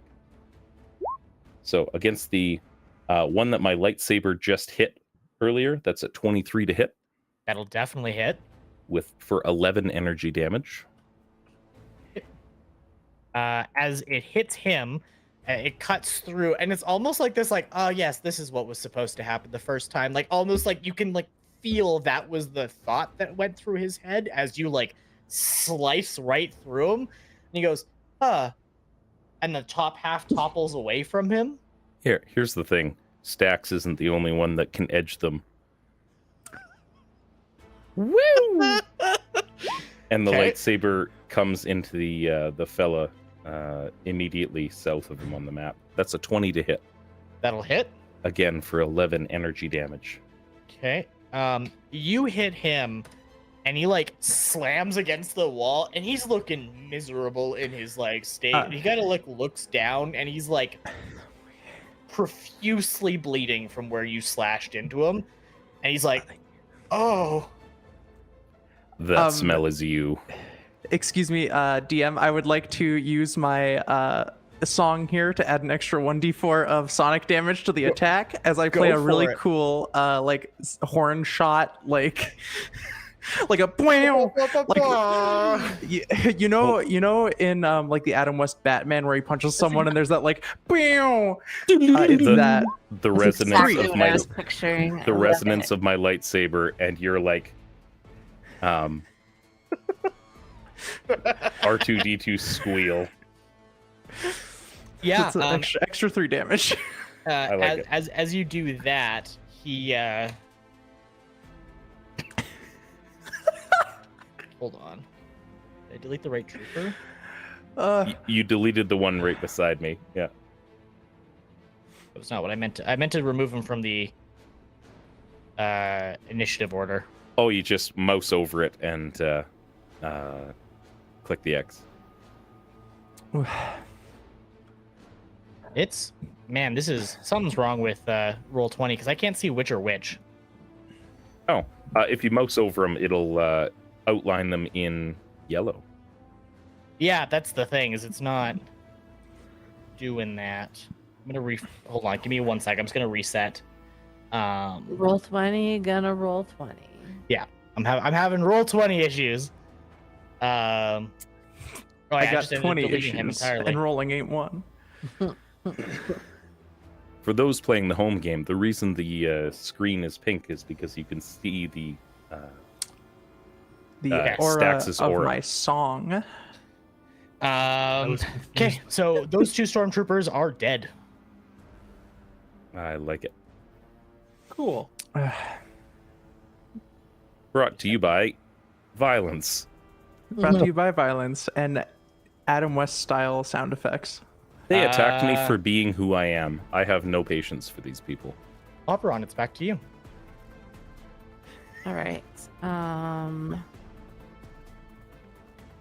The first thing I'm gonna do is have Theseus attack again, because you just got those good big talons. Oh, Unfortunately, it's gonna bounce right off his armor, and he's like, "Get away from me, you scary bird!" he might be distracted by the lightsaber, like, you know, like midair, like, the hell is happening? Objects aren't supposed to fly. That's not a bird. It's not a plane nor an egg salad sandwich. And Oberon is gonna try his luck at another blaster shot. Okay. A 14 unfortunately will not hit. It bounces off the armor and it like chips the paint as it goes, and you can see him be like, "Oh." Maybe that's what distracts Theseus. It like ricochets past him. He's like, "Whoa." Oh shit! Not me. Okay. Anything else? Is that your turn? That's my turn. Okay. The trooper that you've just taken at's going to take another wild swing at Theseus with a 17 to hit. 17 does hit. Okay. And that is going to be 3 points of damage. Okay.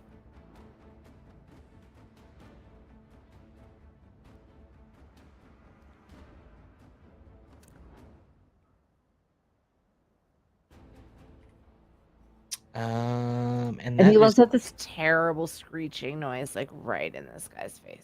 It's Oh an god. awful sound. He's like, "No, please stop." Stacks. Yeah. Your So they're attacks. Stacks attacks. Get ready. Is there a like mechanism that is holding the boarding ship onto our ship? Yeah, so there's like physical clamps on the outside of the ship that like lock Okay, it for into sure. place. And then there's like actually like inside it's got its own like the legs have been modified so they can like land, but they also like then extend up and basically lock it in place as well. Gotcha. Is there a way to turn those clamps off? Yeah, if you accessed an omniport, you could like Okay. basically unclamp it from like you could release the ship clamps.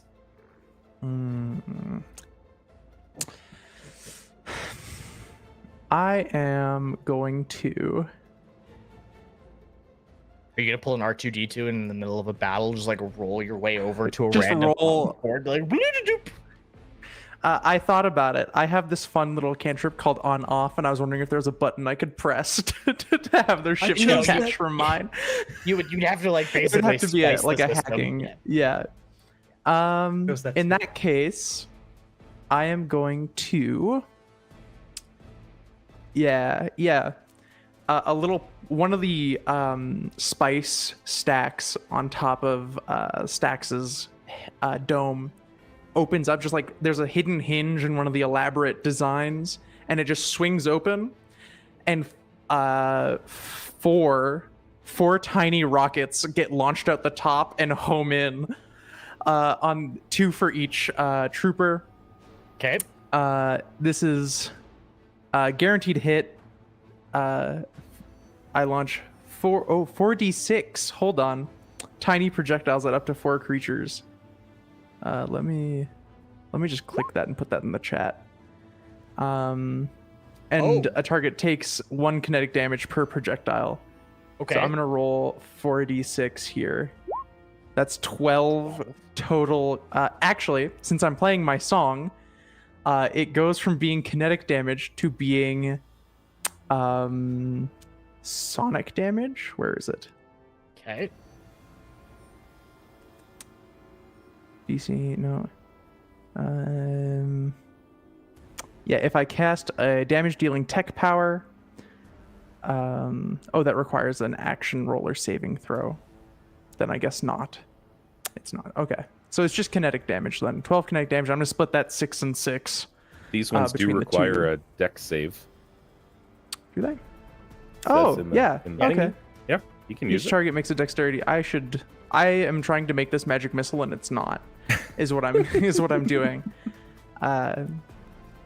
So yeah, they make dex saves. Against and they your will jizz take missiles.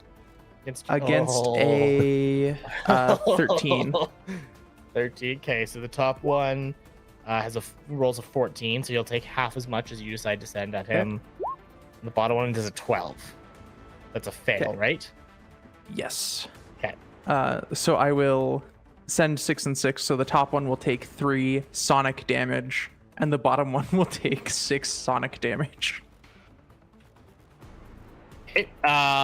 So as they kind of like slam into them, and I'm just imagining they're like firecrackers, like the old cherry bombs. It's just like pop, Oh, pop, yeah. pop, pop, pop, as they like slam into these guys. The guy in the top is like, "Why me?"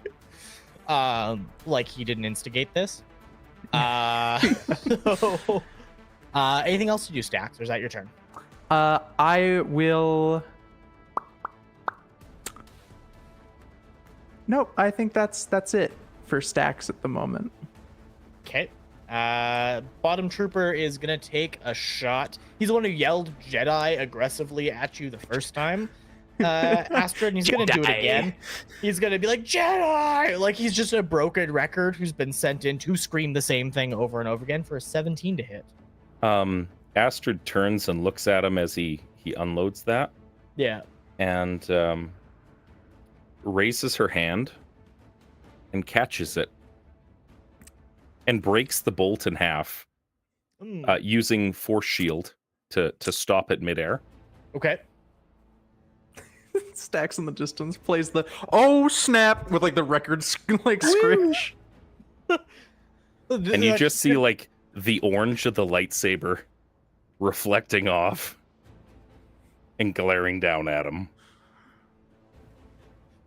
No. he says. Archer, it's your turn. For all intents and purposes, that's the shield spell. Yeah. For free. Mm, Because Jedis are yes, bullshit. that makes sense. Seeing this guy just kind of like batting away, having it this bird, someone else run up with this friggin' flying around lightsaber, and having whiffed their last go and feeling a little sheepish, kind of keeps a little more classic and same sniper weapon out, aims down the barrel with the sniper, and using the regular, I'm not going to switch it. I'm going to use the regular sniper. It's a switch sniper, but it's just going to be regular old sniper for the moment for energy damage. I'm going to shoot my shot.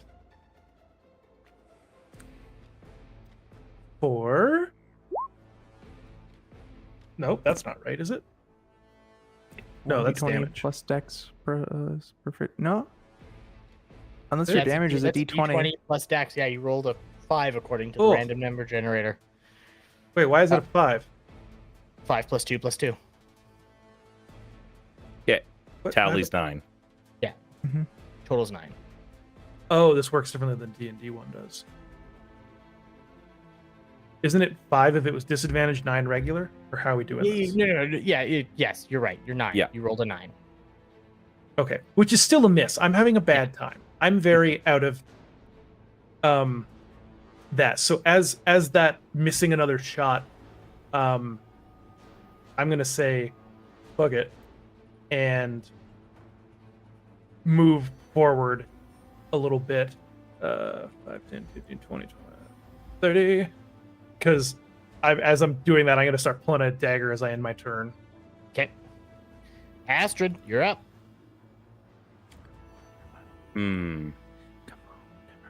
I think it's gonna have to be murder. Probably. Like this guy on the south has been a thorn in my side for entirely too long in the 18 seconds that I've known him. He's shown me 2 macro aggressions, and I'm not here for it. So, as a bonus action, I'm going to use the force to move that floating lightsaber right in front of him, turn it Okay. off, point it directly at his head, and switch it back on.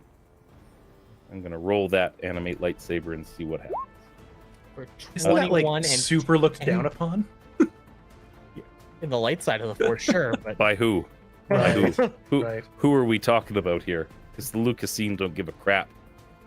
That's yeah. a So as 21 to it hit. like rotates through, and like you just like straight to the middle of his visor, and he goes, "Take it back," and then and just like as his body slumps, the lightsaber pulls through the top of his head as he just kind of goes and just like like slumps over sideways. And he's dead. He's very dead. As a, I'm gonna turn and look at the other stormtrooper that's stormtrooper. You know what? No, probably just there is a pretty good chance that this is just what stormtroopers are.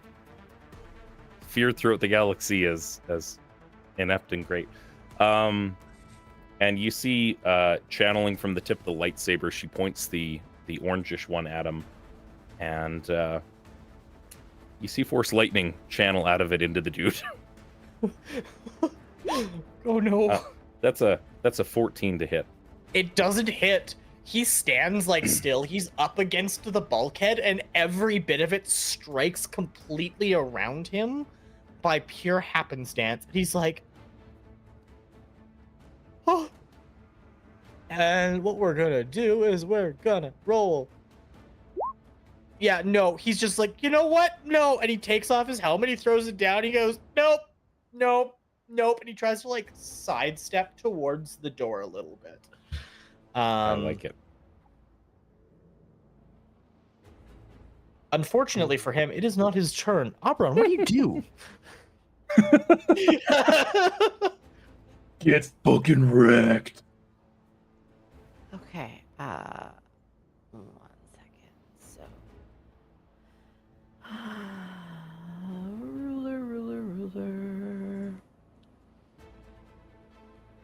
Cool. Can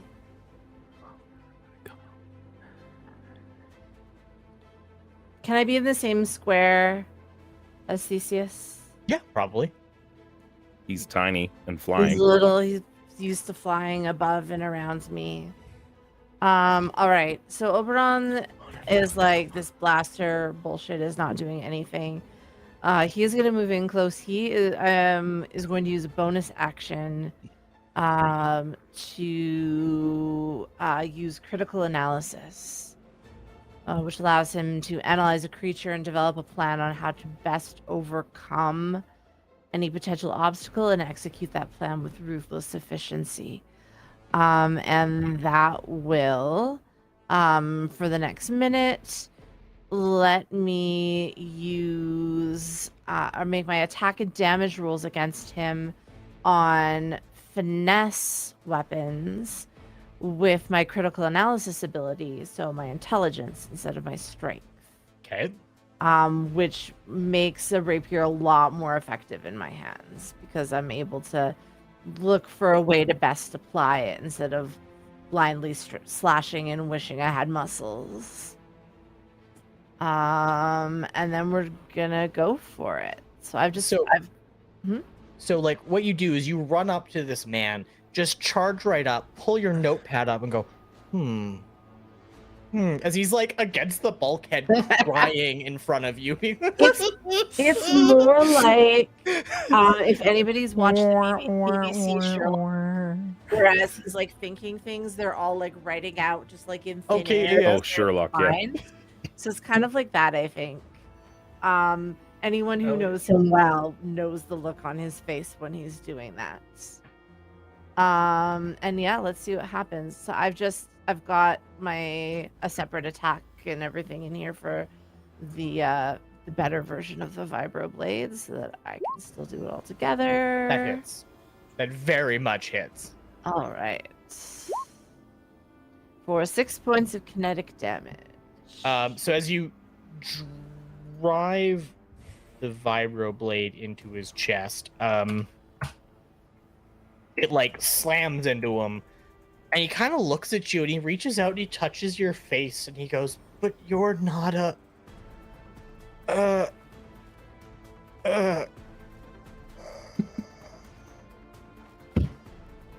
And he's just kind of like hanging on the end of your vibro blade where you stabbed like right between the armor plates.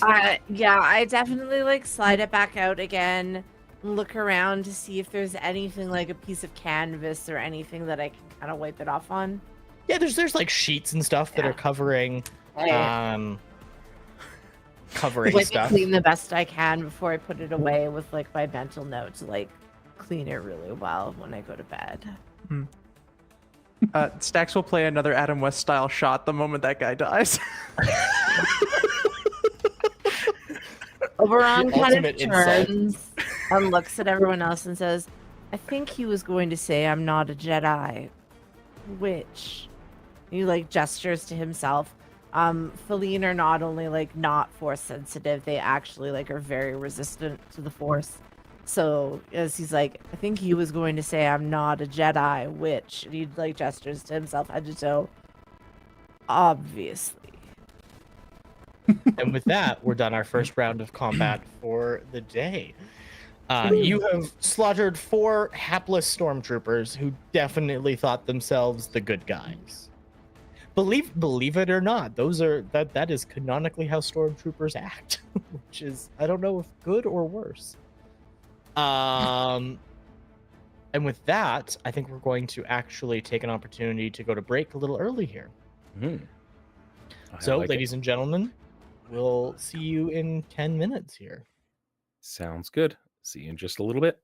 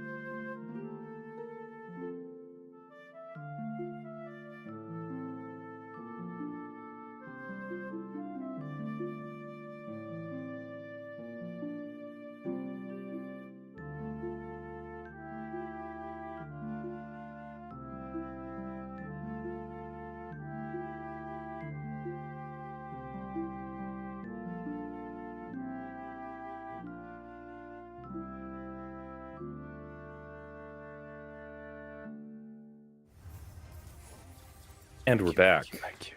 And we are back. Hello, and welcome back. Last we left our heroes, they were doing the most heroic thing somebody can, stabbing a man who had surrendered. Yes. I mean, And what about it?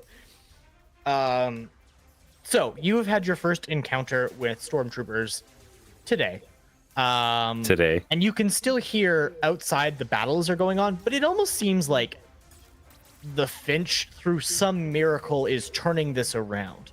This is not a ship that should be winning in ship-to-ship combat against an ISD, and yet you're still in the air, which is really impressive for now. For now. However, you hear that like outside there's still pitched fighting going on, but it's slowing down. It's still kind of like waving and working its way through, but you can hear that outside the crew is winning this battle.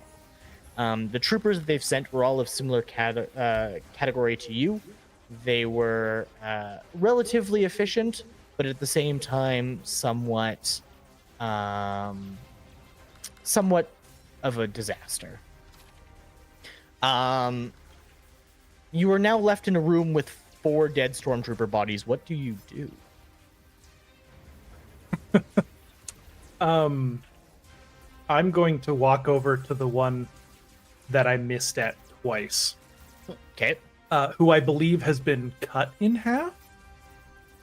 The one that was cut in half was the one on the top of the pair that had come in through the door. Yeah, that's when I was Yeah. trying to shoot at both times. Yeah, I'm gonna kind of look at him, and I'm just gonna keep walking and step on the helmet and with as much pressure as I can, and just keep walking over it, not paying attention to the body in a disrespectful way. It's like stepping on one of those those pails from Home Depot. You think Yeah. that it's going to be more flexible than it is, and then you go to step on it, and it's surprisingly rigid and just kind of skitters out from underneath your foot. Roll dexterity for me. Oh, yeah. This is a saving throw. Yeah, just roll me a straight dexterity saving throw. Yeah, you manage to hold your foot footing. It just kind of slips out from underneath you. You're like, oh, Cool. I play it off as best I can as if I'm just being cool, and I'm gonna start heading to look through the door to see if there's any other nonsense going on in the hallway still. So there's a few littered bodies out there. Some of them of the crew and some of them stormtroopers. Some of the stormtroopers got lucky and they managed to actually land a few fatal hits. Most of them, you can tell, definitely did not. You can see one of them is still burning from where an astromech just set it on fire. Because again, it is regular stormtrooper armor that somebody has painted. So depending on how fresh that paint is, it's surprisingly flammable. So there's just a burning stormtrooper body.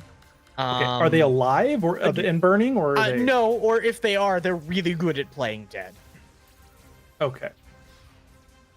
I just kind of look, but there's no one in the hallway. There's no one in the hallway. The lights are It's dim. all dead. There's clear signs of battle. There's blaster marks all over the place. People have moved Cool. on. People have run further into the ship to go deal with Yeah. things. Okay, I kind of turn back to everybody and I kind of call out. So there's everyone's dead. We're safe to move on. Let's go. I just kind of head out into the hallway. Here's the thing. Stax is the only one of us that can fly that shuttle if we want to go outside. Do we want to Amscray? Do we want to go find a captain? Do we want to find more stormtroopers? Elite crack squadrons. You hear me from the hallway. No captain, no credits. Yeah. I will start Starts to walking. play an audio loop of come on everybody, come on, stacked over top of everyone's HoloNet, everyone's favorite childhood HoloNet series, Thomas the Rail Speeder theme. I see. And just start chugging off to the bridge to find the captain. chugging off, eh? I like So when it. you guys Yeah. get to the turbo lifts, you find that there's only one that's open, and somebody has pried the doors open, and it's like the clear ladder somebody has opened up to climb. The turbo lifts are out of order. At some point in the barrage, the Finch did take a hit that disabled some non-critical systems. Or at some point, somebody maybe tried to turn off non-critical systems to provide power to more critical systems. I am going to Cool. roll my way to the elevator that probably has a port on it, and see if I can turn that back online, because I don't exactly mesh with ladders. Roll me a technology really quickly. 9. Apparently, I Okay. just can't roll well. So, You've got on and off though. as Oh you yeah, well no, but that's different than a subsystem. Yeah, so as you splice that's into true. the system, and you begin like hacking, like trying to like figure out, like see if you can turn it back on. What you do actually manage to do is access one of the turbo lasers. So there's a turbo laser that the gunner has, for whatever reason, abandoned, and you now have control of, for whatever you want, and you can see out of its targeting computer as though it were your own eyes. I love this. Stacks. Yeah, I'm just gonna flip through a few different audio files, slap one on. It's just shots, and just I'm gonna start opening fire on whatever I can see. So I like it. outside your front view, you can see the ISD. It's billowing smoke, and you just turn and you start like pounding away at it. Yeah. And like you can hear, because you've got the the gunner's controls access. Yeah. You hear somebody go, "Wait, what? You know what? I don't want to know." And then just like you can hear them like firing a blaster on in the distance, and yeah, you have an opportunity to take a couple shots at the ISD. Do you want to do that? Yeah, I would love to do that. I would love to fire the big ship cannon, please. I think it's. Oh god, I don't remember all of the stats here. Really, give me 2 quick seconds. To make sure I'm asking you to do the right thing.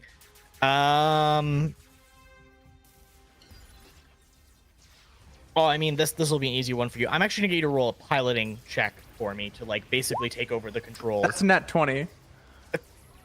Beautiful. As you turn and you begin to fire, all of your shots are absolutely beautiful. They are the most accurate turbo laser fire you have ever unleashed. Yeah, they're also rhythmic.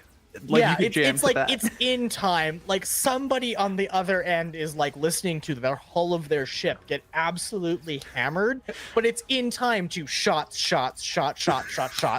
Damn right it is. And they're like, Everybody. well, I listened to this song once at a cantina on chorus. Oh, okay, yeah. Is it like the thrumming of Tesla coils against us? Womp womp womp womp womp Yeah. womp womp. Yeah. And as you get off like 5 or 6 shots, like you land these beautiful, well-placed shots, you get to see more smoke start to billow outside of the thing. Your camera cuts off. Something's destroyed your turbo laser. And I'll like roll away from the omnivore.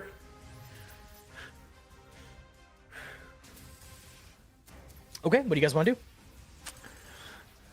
Well, let's go secure the bridge, I suppose.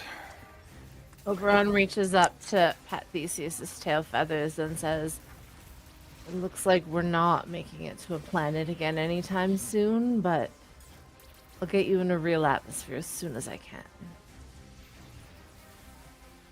Okay, I'm assuming somebody is going to drag Stacks up the turbo lift shaft. Or are you guys just leaving Stacks at the bottom of the turbo lift, just like yelling up at the top of you guys shaking a fist? I'm going to take out my grappling hook Okay. and kind of shoot it up through the little top hatch of an opened elevator, and kind of put it in, like kind of attach it onto Stacks, and just kind of give him the old wink and press the button as it goes. Astrid knows that Stax doesn't need any of this kind of shit to fly. That almost makes it better. Yeah, it's a lengthy climb for all but Stacks, who just gets yanked up into the turbo lift, which is like at the bridge level. So you find yourself Stacks first. I'll give you what you see as you kind of like pop up into it, fire little astromech thrusters, and like land. You're like whoop whoop whoop whoop. And you open onto the bridge. The bridge is in bad shape. It is just the captain here. She is at the controls. She's got one hand on a terminal, but she's otherwise literally yanking as hard as she can on the controls. And she turns around as if she's about to bark orders in excitement, sees it's you, and goes, Stacks, can you stabilize the ship?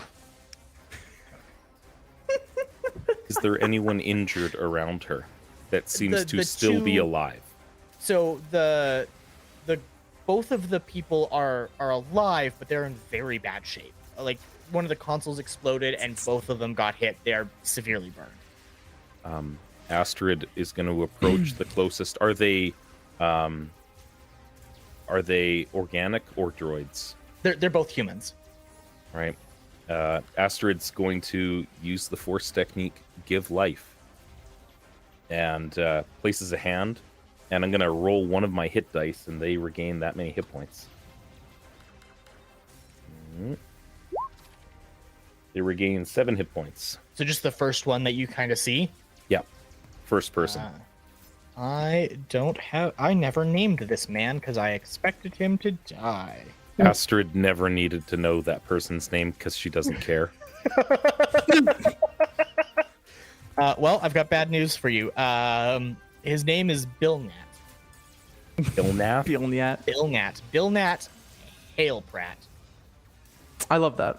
Bill Nat the Hale Pratt. Bill. He looks up at you and he's like, oh, thank God. Oh, that hurts so much. If there is time, I would do the same to the other. Because Astrid is of no use in a space battle.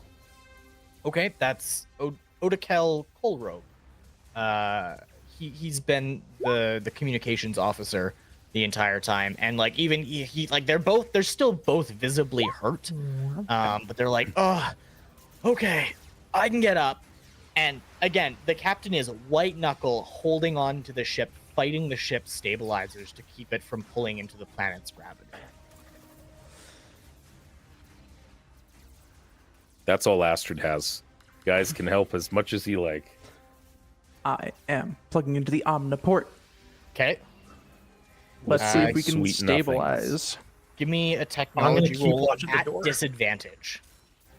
I know you've already 6. been. I was gonna say you That's in that one. Poorly. Yeah, as you go through like the list of subsystems, you do turn on the atmospheric thrusters, just the side to side ones. So like the ship can now like move a little bit more stably side to side, but like the nose is starting to tip over. And she looks at you and she's like, thank you, Stacks. What is Stack's technology skill? It's a +5. Okay. I was going to say, it better I not just be higher than rolled mine. Garbage every single It time. better be higher than mine. She looks kind of back at the group of you, and she looks at the planet, which is getting closer. And sure, the Stalwart Finch has been winning this battle up to now. It has done more damage to the ISD than the ISD has done to it.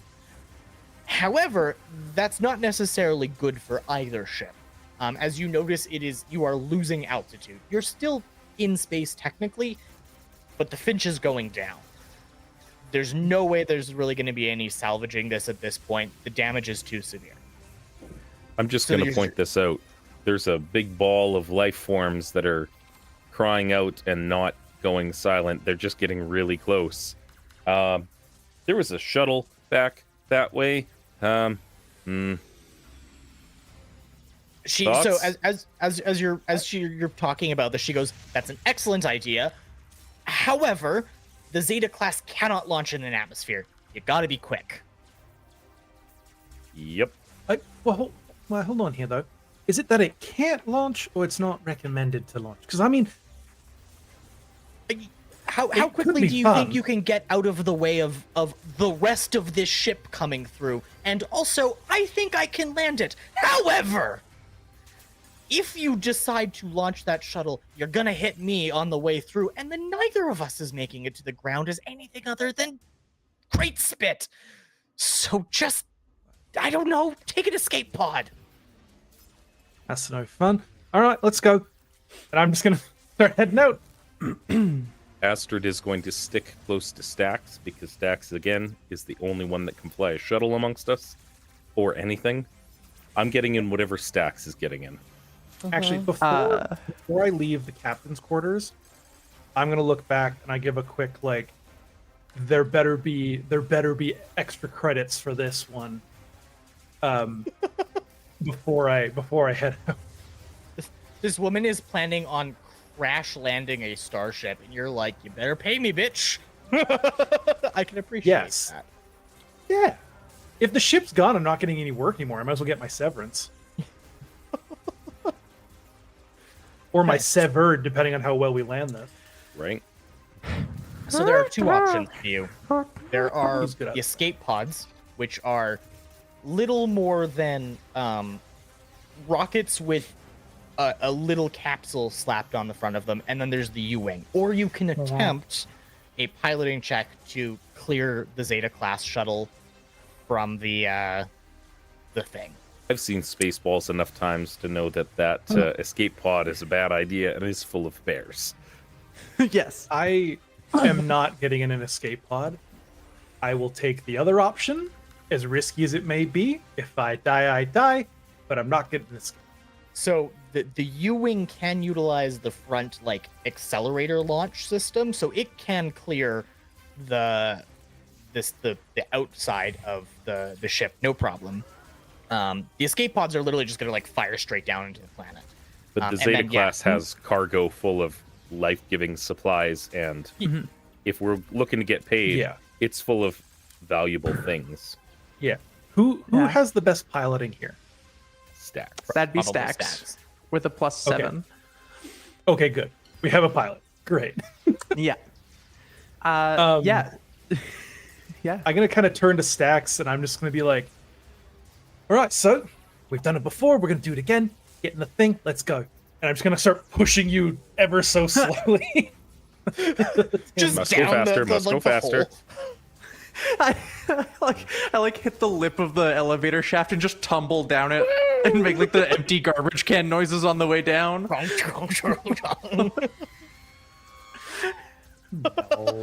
When I'm pushing you, I'm attaching my grappling hook that was kind of dangling there back onto you. Nah.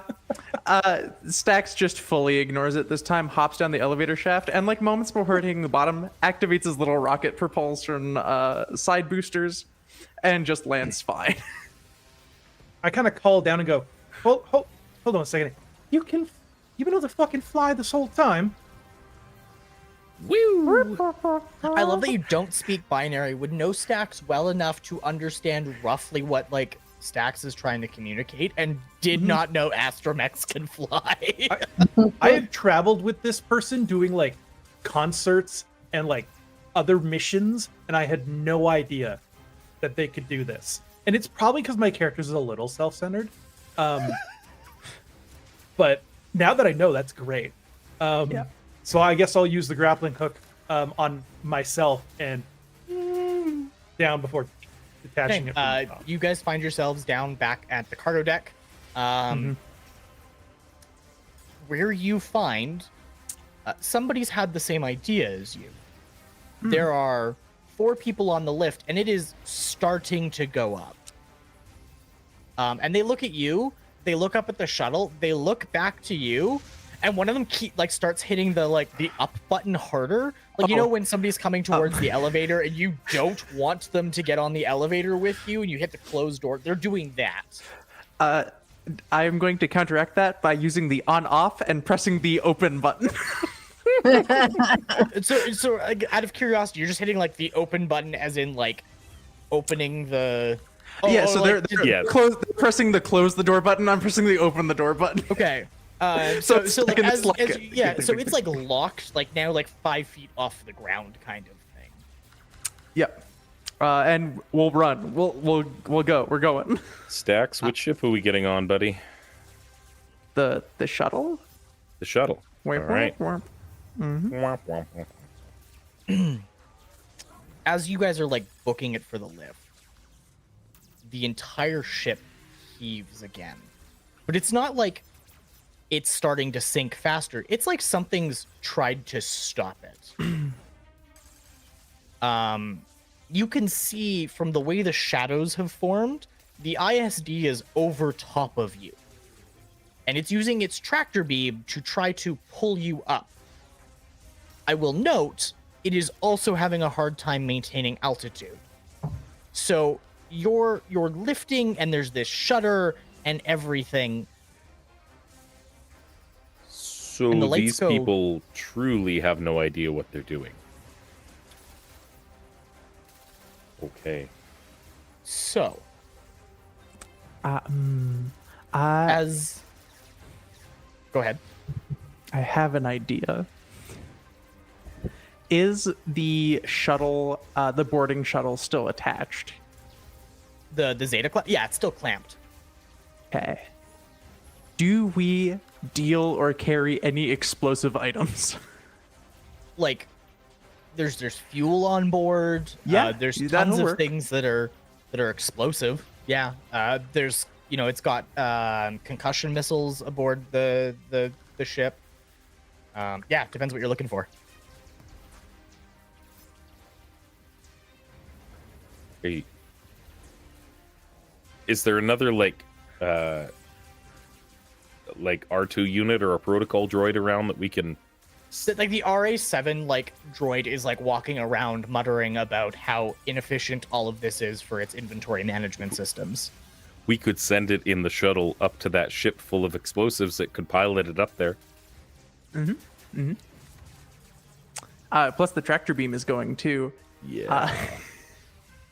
So I don't think we'd even need to pilot it. I think the tractor beam would just suck the ship up, and since it's not fighting, it'll go faster than ours. Are we Stacks? Can we escape a tractor beam in a Zeta class shuttle versus the U-wing? Like the U-wing's gonna have better thrusters on it. In its current state, the shuttle is going to be way better than what we're on right now. Okay, and this comes across as like Yeah. This is all binary. from a humanoid mouth. I especially love that like you could speak common and Stacks would understand it, but you're still just like, no, I've learned how to speak binary. Here's the thing: Astrid has a noble background, and being above people is better that way. Okay. I could, but I could just be better. Yep. So is the plan to undock the Zeta class shuttle and basically slam it into the ISD and then Yes. take the U-wing? Yeah. Or undock their Zeta class shuttle that they docked. The one that they clamped they on. landed with TIE boarding craft. They're basically yes. like TIE bombers with basically they attach to your docking port and stormtroopers pour in through them that way. Yeah. So it's unclamp the docking ship, let it get sucked by the tractor beam up into the ship above, and find some way to detonate that, whether that be fuel or a missile or what have you. Now, And he- keep in mind, just slamming a Zeta class, they're not small ships. Like if you've seen Rogue One, you know the ships that are taking the supply. yeah. It's one of those. So you'd be slamming that into the tractor beam and power emitter of the Star Destroyer Then- that is already in really bad shape. Yeah. Then we're gonna get everyone onto the shuttle. I'm gonna plug into the omniport there, access the ship systems, and see if from there I can unclamp the boarding ship to have it. So you would Suck have up to in. still be in this room at the very In this least. room? So there's Okay.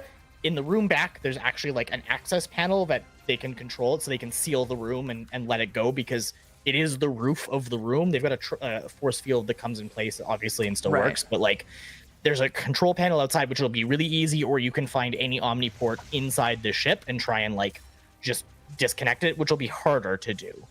I'll go for the easy option here. Okay, my so tech rolls have not been good. yeah, so basically as you kind of roll back out into the room, there's like a booth in between the two doors that you come into the cargo hold for, and it's literally just like, in case the doors don't seal properly and there's a sudden decompression of the hangar bay, that person gets slammed against a wall instead of sucked out into space. Oh, for Somebody in the Imperial Academy went, you know what? Maybe we should kill less Imperial officers. So that was a solution. You can go in if you connect to that Omniport, you can basically just unclamp it easily. Yeah. There's no tech roll needed. Yeah, I'm gonna unclamp it and have it fall off the ship. Okay. Roll me a wisdom check. Just a straight wisdom? Straight wisdom. You have to think that somewhere That's a natural in 20. In this, you understand you're going to have to stop playing the on-off game with the people on the ramp.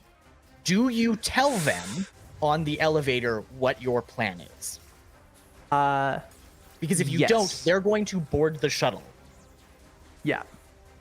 I will tell the folks. I will probably say it in binary and just like and then hope that somebody else will know binary or it's... So most of none of them speak binary. Astrid, do you translate, hey, we're going to let the shuttle go, and if you go on board that, you're going to die? Astrid's over on the Zeta shuttle already and is buckled in. Or the U-wing at the front? Oh, yeah. Whichever one Stacks pointed them to. It's a really far run to that. Like, you would be like, that's like quite a ways away. If we're all still in the same location, I'll translate and be like, that shuttle's gonna blow, don't get on it. Or I don't care. You see them be like, what? Like they're like visibly confused, and like two of them step off the platform, but one of them's like, fuck you guys, like, no it's not, I know what I'm doing. And they like ride up to the top of the thing. All right. So we're getting on the U-wing and we're sacrificing the Zeta shuttle. Yeah, that seems to be your guys' plan. Sounds good. Do what you need to do, spunky little droid that's destroying empires. So, Stacks, you release the docking clamps, and you hear the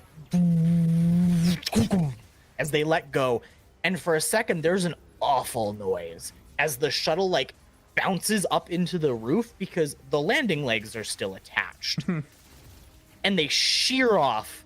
Debris falls to the ground, and you just watch. The shuttle's just gone. You hear kind of a grinding noise, because basically what happened is as it came up off the top of the Architects, it slid back a little bit on it and like grinded along the hull before it got pulled up and into the tractor beam. The lights flicker inside the ship, and they threaten to go out for a second. They manage to hold on. They're in emergency power mode. Everything is being diverted to its atmospheric systems, but you hear the telltale sign of a thunderous boom as your Zeta class shuttle and everything on it slams into the ship. Its fuel ignites. It was fully fueled, and it just detonates against the bottom of this, ripping the tractor beam off, and now your ship is in free fall. As you rejoin your companions, though, the lights threaten to go out again. They're all the way at their like minimum setting. The entire room is cavernous, leaving you in a sort of darkness. It's not quite dark. You can still see, it wouldn't even say necessarily dim light. You can still very clearly make out things around you.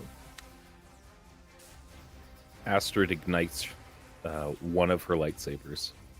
So in the dimness of the light, there's a silence that falls across the entire space. And you're left in like the sounds of a ship that's about to enter free fall. There's a loud groan that just echoes through the entire ship. However, Astrid, in the Force, you feel hate. It permeates through the ship. It is strong and consuming. And Stax, as you go to rejoin your friends, you hear one of the doors open, coming from the access ports on the side, and you see a figure following you. Long cloak, telltale signs of overdramatic. I'm gonna twitch one of my secondary ocular ports and turn on my light. And you're greeted by the face of a helmet. It looks like a stormtrooper helmet somebody's modified to be perfectly smooth. It's still got the like telltale bulge of the respirators, but there's no facial details that's present. Can we all see this? So right now it's just Stax. Stax, what do you do? Okay. Do you stay kind of in the like seeing the figure, or do you like rush for your friends? I am going to very discreetly, in a very like, oh god, I'm scared. Stax is gonna like shake a little bit and drop a surprise tool onto the floor, and cast a second level delayed detonator. And then zip away as if terrified. Okay. Just trying to pass off this thing on the floor is just a part of me that you scared you scared pieces of me off because you're obviously trying to be intimidating, and I'm gonna be terrified and run away. Hold on, I gotta roll. I gotta make sure I am doing. Okay, sure. Let's be like that. It's impressive.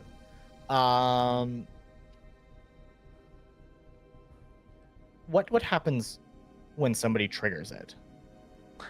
When it's triggered, they are going to take. Since I casted it at second level, 1d8 fire, 1d8 kinetic. Second level is I can launch an additional detonator. So I'm just gonna say that I put kind of 2 down in one spot, so it's 2d8 of fire and 2d8 kinetic. Do you want to roll that damage for me? Yes. That is going to be 12 fire and 6 kinetic. Okay.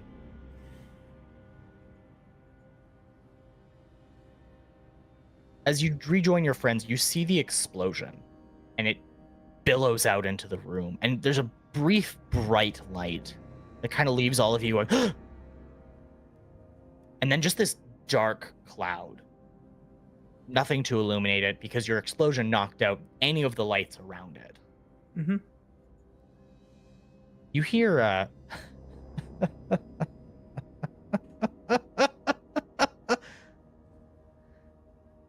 and then I can do this right.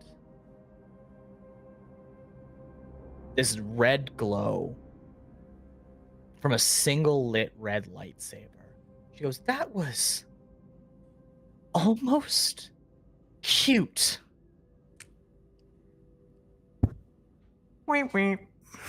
And stepping out from the space, again, tall, slender. It's a stormtrooper mask somebody has taken time to basically make into a faceless mask, respirators, shoulder pads, long cloak, and the mark of an inquisitor. And she's laughing, and she goes, now, that was fun. I hate fun.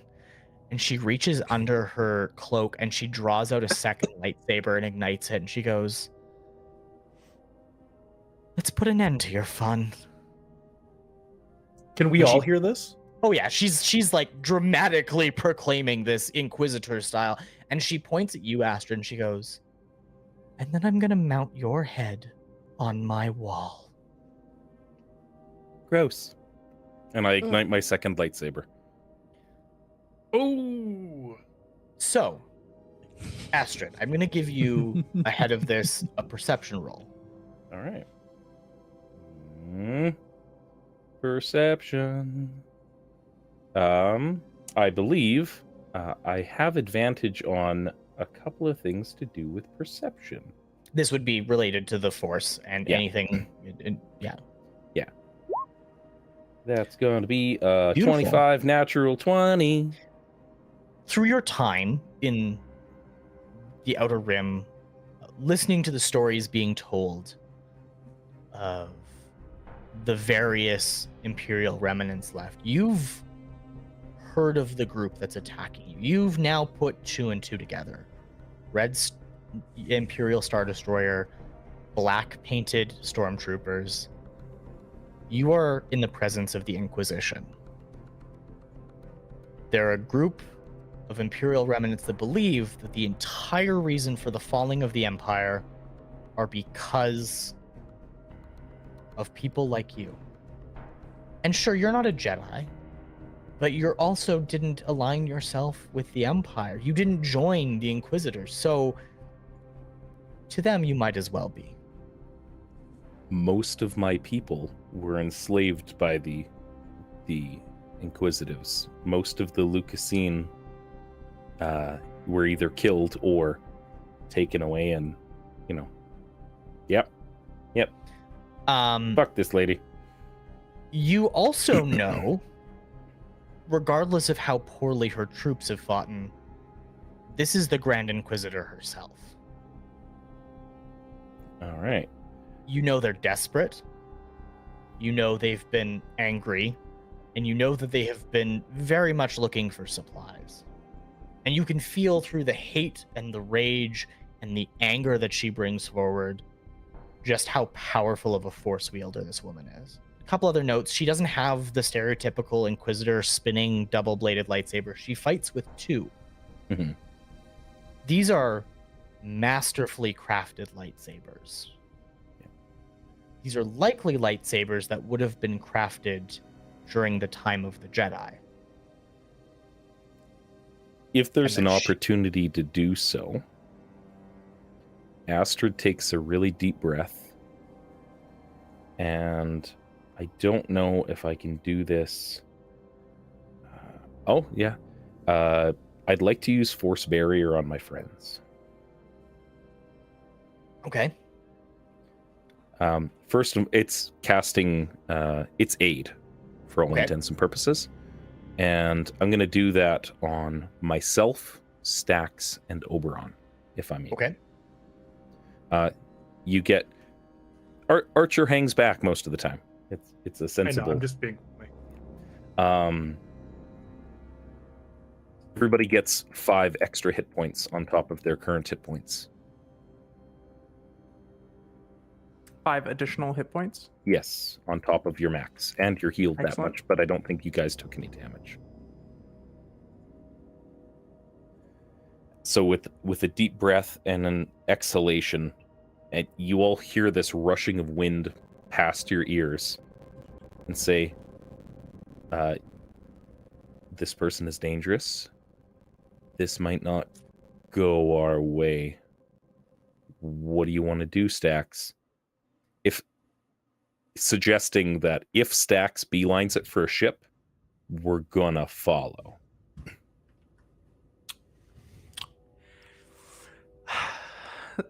Stax, I think there are like a few different noises, some beeping, some whirring. That's not necessarily binary, just like processing.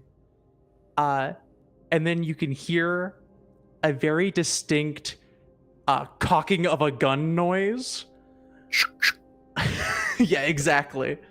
Right. And then just like a slow pull, like I'm not running, but there's a slow retreat backwards, keeping the ocular ports trained on our Inquisitor.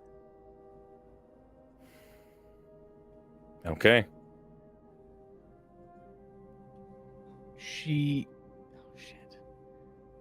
I have a small problem. She is supposed to be in here and isn't.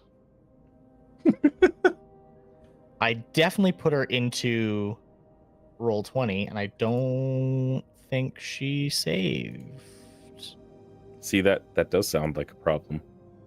I guess they have like an AC of 10, and I've pulled it up because I was desperately trying to find her, and she's just missing.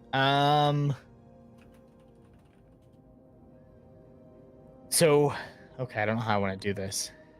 How does this person feel in comparison to myself? What do you mean? Like, if I'm a light bulb, are they a blazing sun? Oh yeah, like she is a bonfire of Okay, dark side energy. gotcha. Does Astrid see this as a no-win scenario? If you fight the Grand Inquisitor, there is a very good chance, because you are the only Force user around, you likely will not win this fight. Okay. Gotta go.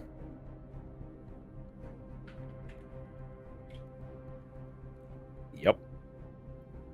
So you're gonna run. Gotta go. Protecting my friends as long as we can. And tis a silly place. Tis a silly place. Tis a silly motto? place. Off to So, viewing. as you open up into it, this is where you're all kind of standing. Oops. Roughly, and again, I don't know why these ones didn't carry over the right tokens. About here, and from where you are, it's about 160 feet to the U-wing.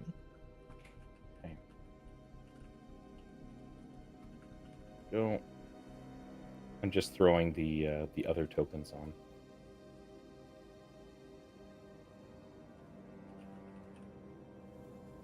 Well,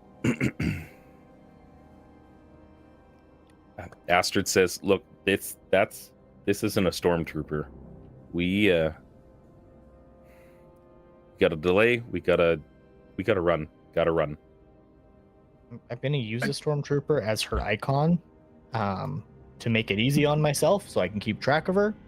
But I mean, do we have to go? Come on, it can be fun. What? I'm Come just gonna on. drop us over to a map view. So after they had made their little statement about fun, as everyone's kind of deciding their thing out loud, not specifically to this person, but I'm just like, you don't like fun? What? Who hates fun? That's the whole point. Live or die as long as you're having fun.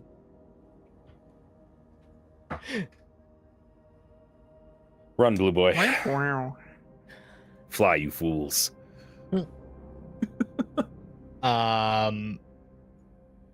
Okay.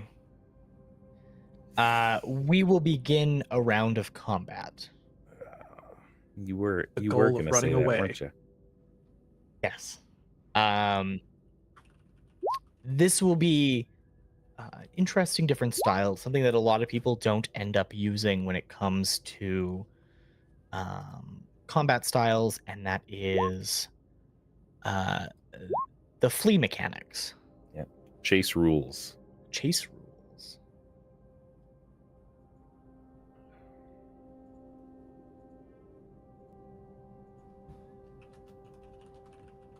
Chase rules.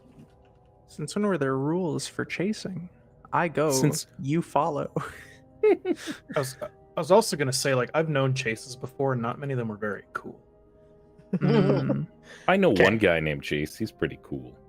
So here is how this will work. You have to get to the shuttle at the other end there. Mhm. Oops, I didn't want to close that. Did I clear it? Nope. I'm just missing Oberon. Oberon. What's going to happen here is you're going to run. You've just got to get to the shuttle, and it's not that far. However, she is going to attempt to stop you from running. And you just have to get to the back door. As soon as you're on, you're in the shuttle. You'll have to take off and fly, obviously, but we'll get to that when we get there. Some reminders: you can use the dash action up to 3 plus your Constitution modifier times, and then you start taking exhaustion. Okay. So keep that in mind as an opportunity, and keep in mind that she will begin to try to slow you down. If Okay. she attacks you guys, she will, like, her whole point will be to try to stop you from getting to the end. You could run interference with her too. There is no attacks of opportunity during this. All right. Does anyone have questions before we start? Don't Nope. believe so. Okay. Then Oberon, you start us off. All right. So first, Oberon will kind of like make a gesture with his hand towards his back, and Theseus knows that means get in and hang on, and basically kind of climbs half inside the hood on Oberon's cloak and just like grabs onto the fabric with like all the talons on all 4 appendages. So he's like tucked in and just like back.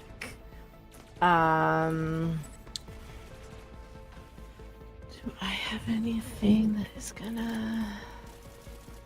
I have things. You know what? Well, let's just start by just running for it. And so I will go with a dash for that. And is this accurate to scale, like 5 Yeah. feet squares? Okay. Yeah, every square should be 5 feet. Perfect. I just, because it's like a big chase, I wasn't sure. I just wanted to make sure I hadn't missed that, like, Yeah. oh, these are 20 feet each, or... That would be And they're mean. 30 That would They're be 30 very feet mean. each square. I would love to say I've never done anything like that to my players, but, you know how it goes.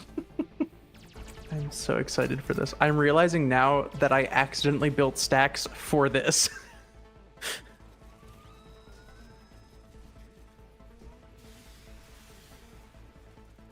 Between delayed explosives and some other stuff that I have, I am built to run this interference. Nice. All right, but that's actually, is that what we're gonna do?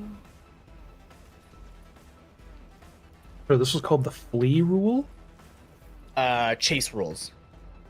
It's an optional rule set in D&D 5e. I would also like to use a bonus action to critical analysis on Archer. Okay. When I analyze a friendly creature, that target can end my critical analysis on them at any time. No action required. To add my critical analysis ability modifier, which is intelligence, so +2. So whenever you choose to end my analysis of you, you get a +2 to either an attack roll, ability check, or saving throw. Okie dokie. Okay. That's your turn, right? That's my turn. Stacks, you're up. Stax is going to move. Oh, that's not the direction I wanted to go. 1, 2, 15, 20, 25, 30. And I'm going to hold my action with the on-off cantrip. And the trigger will be if the Inquisitor's lightsaber gets close to any of us. Okay. And then that's your turn. Yes. Okay, Astrid. Astrid is going to move over to here and use a action to be upheld by the Force. Okay. Upheld by the Force. I gain resistance to kinetic and energy damage for a minute, as long as I'm not wearing armor. Basically, Jedi Rage. Okay. I'm also going to use a bonus action to cast Sanctuary on myself, which, if they want to make an attack against me, they have to make a Wisdom saving throw. On a failed save, they have to choose a new target or lose that attack. Okay. And I'm going to stand there and guard Stacks and Archer's retreat. Okay. Yep. Rather than dashing away. So, speed, action, bonus action. I step into Form 3. Wave my knock. Nice. And wait. Archer, it's your turn. Cool. I'm gonna move. And then I'm going to shoot back with my bow rifle, which follows the rules of a blaster rifle, but like, yeah. So I'm gonna shoot back at them and hope for the best. A 14 will 14. not hit. As the bolt comes towards her, she spins one of the lightsabers and effortlessly deflects it. Cool. Yeah, for being a sniper, I'm not hitting a single shot. Tell me about it. All my tech rolls have been garbage, and I'm a droid, for God's sake. Fuck. I'll finish the last 5 feet of my movement. And I guess that's my turn because I'm gonna save my reactions. Is your bow rifle in roll 20 busted? It is. I'm using the rules from sw5e.com. Oh, okay. Yeah, it imported super broken for some reason. Yeah. Fix that after stream tonight. I will.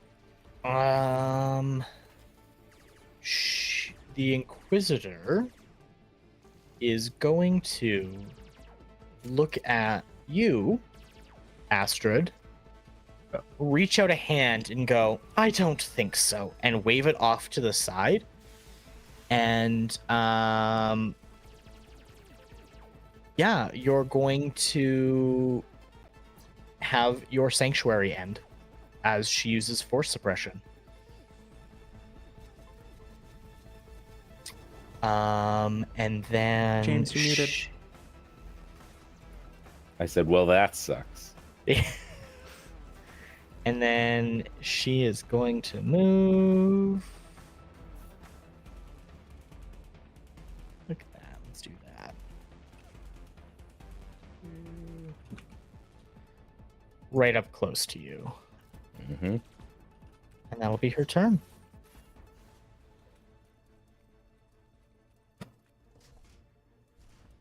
That brings us back to Oberon.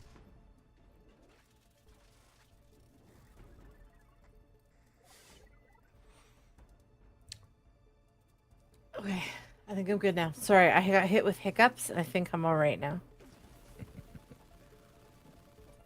All That's the right. worst.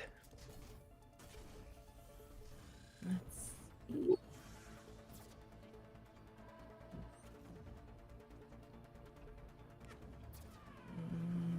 I don't really want to send it back there.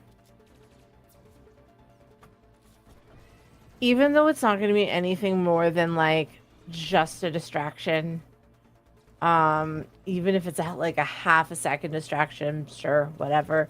Oberon's just gonna kind of like take a half-hearted pistol shot, not quite over his shoulder, but sort of like up and go.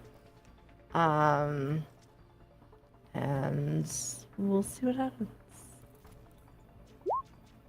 Now, keep in mind, Nice.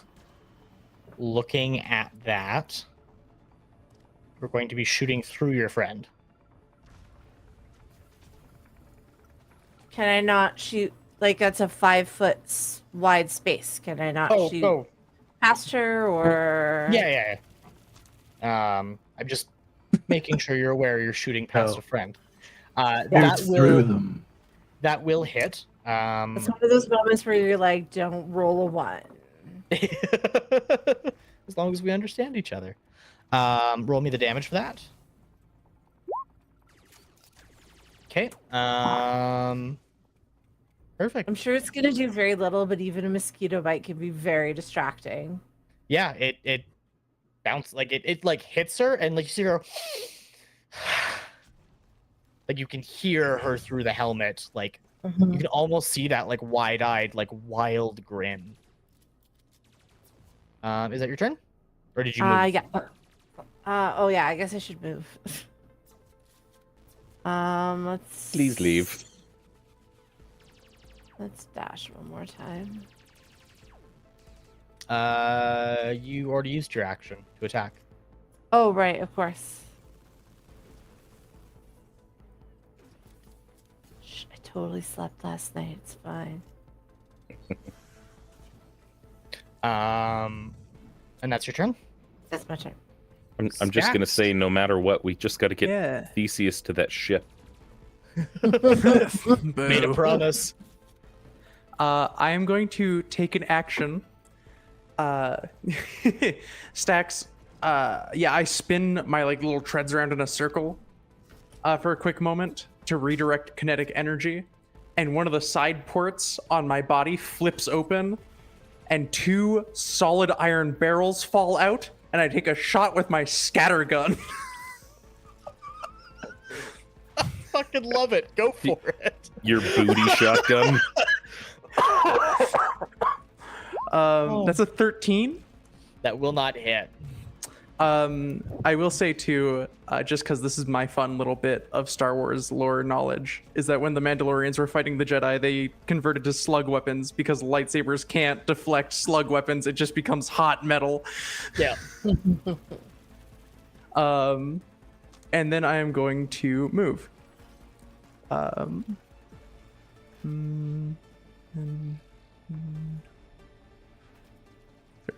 to there. Hit.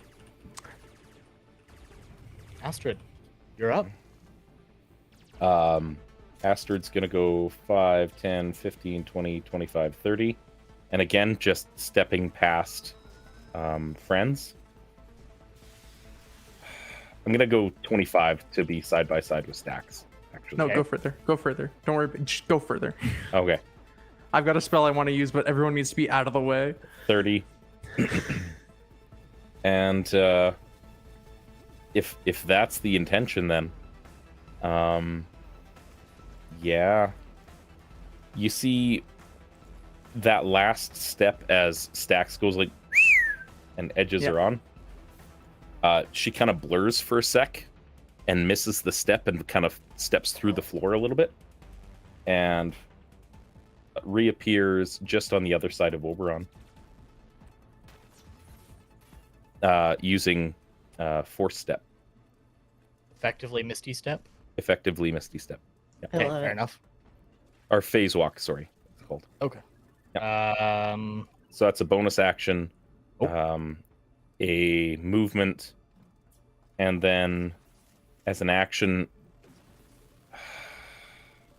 yeah, just gonna leave it.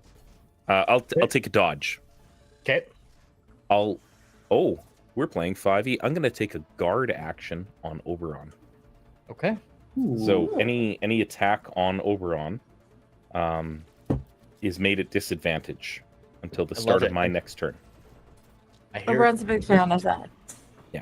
And if an attack would hit Oberon, I can have it hit me instead.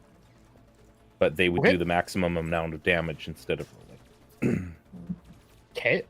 Archer, you're up. Cool. It's time to miss again, baby. Mhm, Watch, this mhm. is your first nat 20 of the game. God, I hope so. Already got a few. I'm a move, and as I'm running, can I carry all my weapons like on my back so I can like throw them around and pull the next one? Do I have to take an action to pull out my next one, or as I'm running, can I whip out my next, like, if they're all strapped to me? Well, you on either have side of my arms? bandoliers and stuff on you. I do, yeah. I would say you would probably know how to swap weapons mid-fight. A trained combat person could change between two weapons, no problem. It's not like you're putting away a sword and taking another one out. No, I'm just like, oh, hello, cat. I'm going to, yeah, as I'm running, I'm going to swap out to my switch sniper. Actually, it doesn't matter because I'm casting a spell. So, ow, hold on, sorry, he's stuck in my shoulder. Ow, let go. Oh my god, okay, I guess you're staying. I'm going to cast again. I'm going to kind of come back. I'm not going to swap out because I don't need to for this. I'm going to keep my bow rifle, my blast rifle out, and I'm going to kind of turn back and I'm going to cast another cryogenic blast towards a stupid thing. And I mean, let's find out if this is my nat 20. Well, it's not nat, but Close it's enough. one off. That'll hit. Cool. So I am making a ranged, range attack, tech attack, not a weapon attack. Okay, so that other thing doesn't apply. Anyways, we're gonna start with the 1d10 damage for the initial hit. Okay. Which will be 3. Okay. Oof. And then as it hits, it's going to again explode. And deal 2d6 cold damage if they fail a dex save. Okay.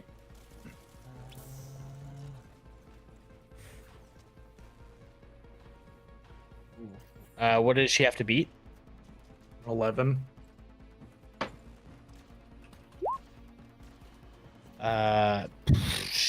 Beats that handily. It's a 14. Well, then it explodes, but I'm sure their stupid inquisitorness is all like, wah, wah, wah, wah, wah. As it explodes, she just kind of like raises both hands and just kind of like foams around her. And she just some of like the snow that settled on her shirt. Man. Okay. Which makes it her turn. Uh-huh. How far are you from her, Oberon? About that far, huh? Fair enough. So first things first, she's going to move to there. And since you were the last one to attack her, I need you to make a Constitution saving throw for me. Archer? Archer, yes. How about no? With a nat 1! How about no with a nat 1? You feel as you're moving and you fired and you've hit her and you've got this like moment where you're like, I feel great. You feel as though somebody grabbed you about the neck and yanked you to a stop. Okay. And Am I taking damage? you'll take 10 points of force damage as you like find yourself go, and then you feel like the hand is getting tighter and tighter and tighter. Mommy. And you're also restrained. Cool. I'm going to make an element of surprise reaction. Okay. It is whenever I take response to being taken damage within 60 feet of a creature I can see, I expel a sabotage charge at the creature that attacked me, and it must make a dexterity saving throw or take 2d10 fire damage. Okay. Sorry, that's a dexterity saving throw? Yeah, I don't know why my save is so... Was that force choke, David? It was. hot. Classic. What does she have to beat? Woo! Fucking 11. She fails. Hell yeah. Just. Fuck yeah! Okay, so she's gonna take instead 2d10 damage, fire damage specifically. And that's gonna be fuck. Oh, 3. That's fine. So like it kind of explodes, and she like looks and shakes her head a little bit. And she's gonna push you 5 feet to the side. when I never mind, we're good. Oh wait, sorry, she failed. Okay. Where is she pushing me? Just sideways a little bit. She just kind of like drags you by your neck sideways. Okay. Um, And I'm still being choked. Yep. Okay.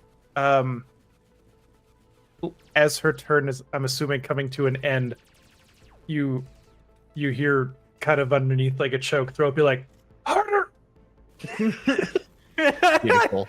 Beautiful. Leave it to the Leave it to a Oberon. jizz whaler. It's leave your it to the turn, Jizz Ken. Street Boys. As I said at the start of this, if you're gonna die, you might as well die having an adventure. There is that. Die good and die hard. Die hard. Literally. Well, you don't have to tell me twice. Oberon, it's your turn. All right. So from your perspective, this menacing monstrosity is still moving towards you. Slowly. It's like she is leisurely taking her time to catch up with you guys. She's not putting any effort into it, and is now choking your tentatively friend Archer, who everyone heard in the room go, Archer!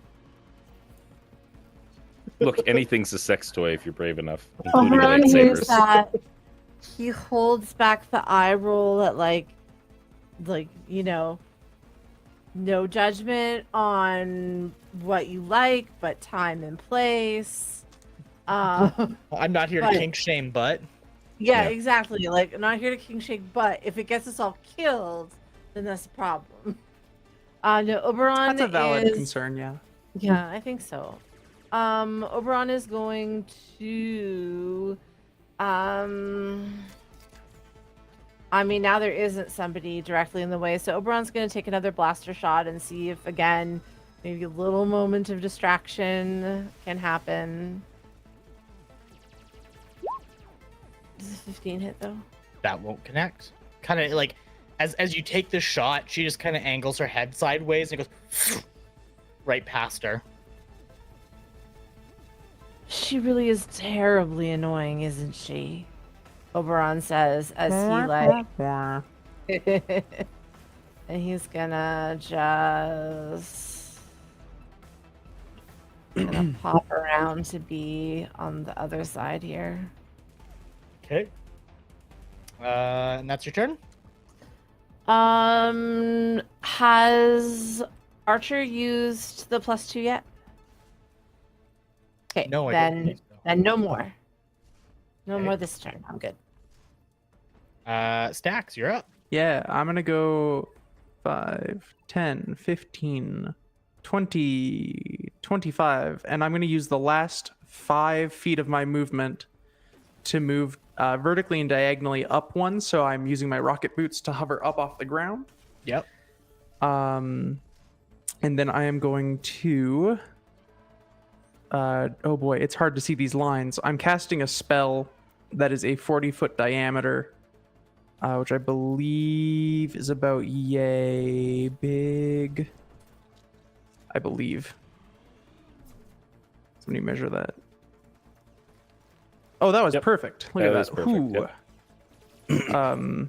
I drew it in the wrong spot though. Why can I not move it? Oh well.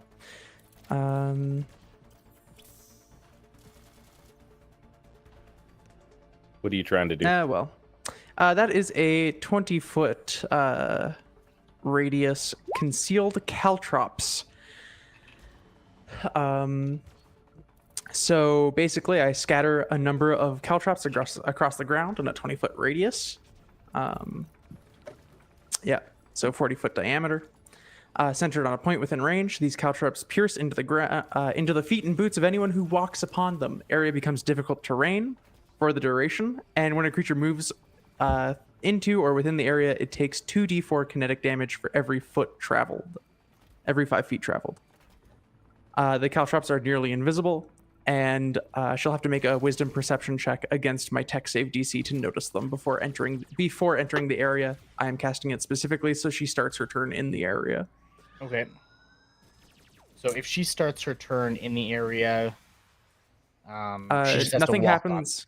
On. Okay. Yeah, she has. Yeah, once she moves, then things happen.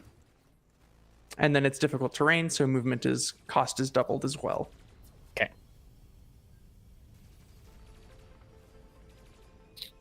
Perfect. Is that your turn? That will be my turn. Astrid, you're up. Well, aside from ineffectively drawing a circle, which didn't work very well. Give me a sec here. There we go. Yeah, Astrid is still looking to try and get everybody to the ship, and running out of mojo. I'm gonna use a bonus action to throw up another sanctuary. This time it costs me force points. And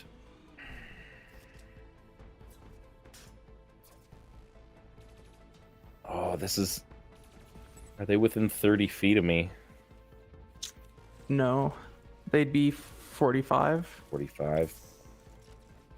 All right. I can't do a big gun, but I can...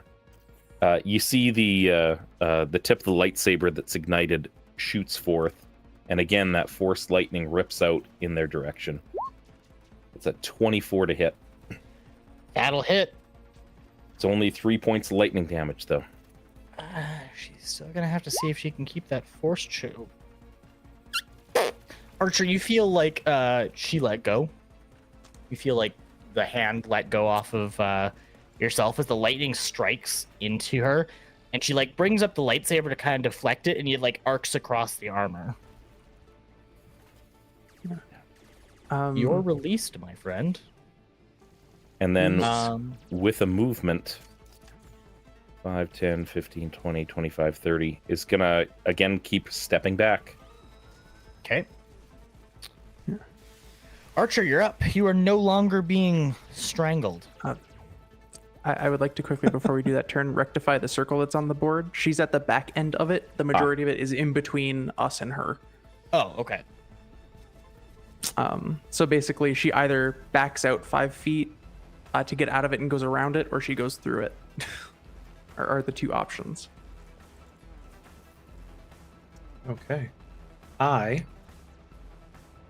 Keeping with my motion, running up, this time swapping out my weapon, and like kind of like doing like a run swap and kind of like turn and like kind of slide back a bit and aim out down the scope. And I'm gonna shoot a standard switch sniper at her. We'll see how well that goes. Good enough. Won't hit. She's gonna again deflect it off as she's going. Mother. She's starting to look annoyed. Like you can just tell from her body language that she's starting to get a little frustrated. Yeah, me too. Blasters are no good against a good lightsaber, my friend. Yeah, well now there's my bow rifle, which can be a tech stab. I don't have a cocky response to say out at this moment because I'm just super annoyed. So I just I'm kind of crouching, putting my shot, and I kind of stand up and look down like, motherfucker. And that again will be my damn turn. It is once again her turn. She's going to... Oops, it's not the right tool. Oh, no, right. Difficult terrain. Yep. So 15 feet, and she has to take... 1d4 2d4 for every 2d4 kinetic damage for every 5 feet traveled.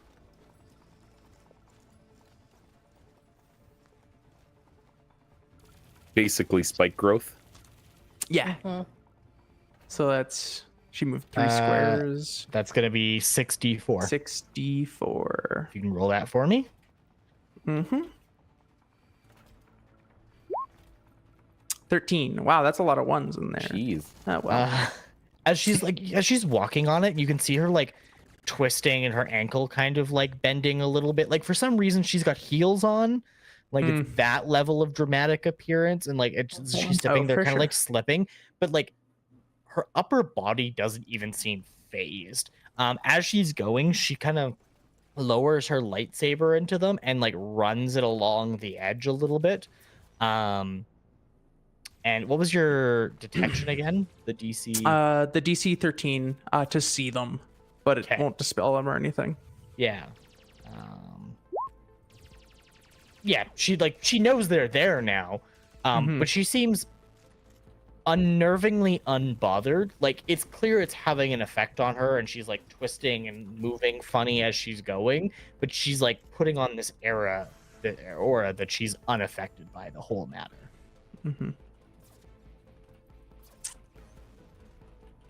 But she's gonna be slowed down for probably the next turn. Mm-hmm. Maybe even one I more. will once again point out the circles are 1 block short, because Stax is on the last 5 feet of it, but floating. And then it's her turn. So she's also going to. She's kind of had enough of Archer taking pot shots at her. I need you to make a strength check for me. Or dexterity, you choose. Strength or dexterity. Oh, I'll do dexterity then. Actually, you know what? I think I'll keep my strength. Yeah, I was gonna say, like that passes, but you feel like she tries to pull it out of your hand quickly. My gun? Yeah. Yep. I Oberon, say it's your no turn. one handles my barrel but me. That's apparent. And then I go, wait, no, not that. Wah, wah, wah. Sad trombone. Real sound effect played from the audio bot Stacks. He's a man of culture. Yeah, Oberon, it's your turn.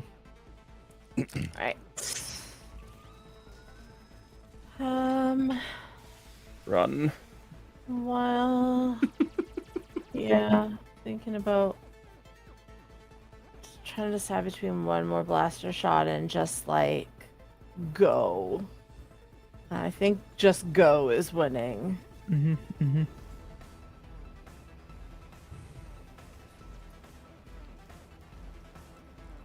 So I'm just gonna dash.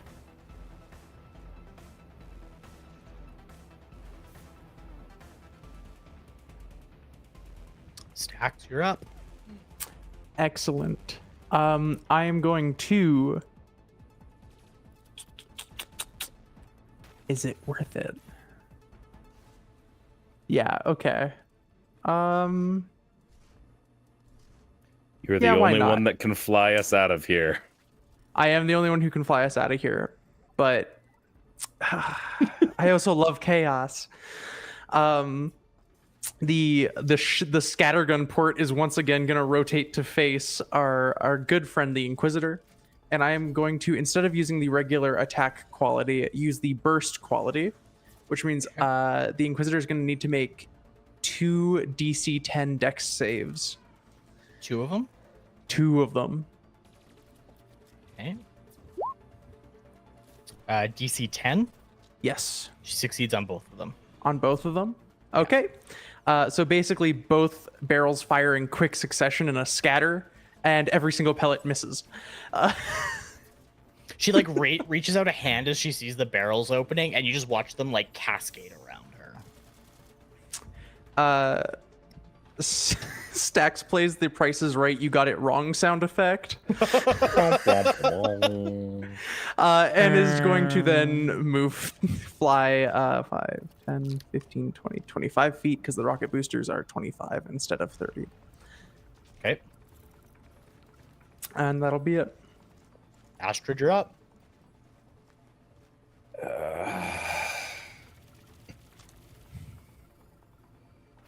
Get the ship prepped, and yeah, gonna, as an action, hit him with that, or hit her with that force shock again. Give her the shocker. That's a that's a 20. So it hits. It like kind of like strikes into her a little bit, and she twitches ever so slightly, and then goes again at you. I see. And yeah, Astrid's gonna trust that movement's hindered a bit and move back from Stacks. Again, I don't like leaving you guys between her and me, but you're capable. You know what you're doing, probably. Probably. Hopefully. And then, as a bonus action, I'm gonna recast Sanctuary because I made an attack. Okay. And the attack is a cantrip, so that's abiding by those rules. And that's my turn. Archer, you're up. Get to the chopper. Okay. I am done shooting at this thing and have decided that it's not my fault that these shots are missing. It's theirs because they're so dang powerful. And I don't have time for this, and it's not me at all. And I'm going to make a dash onto the ship.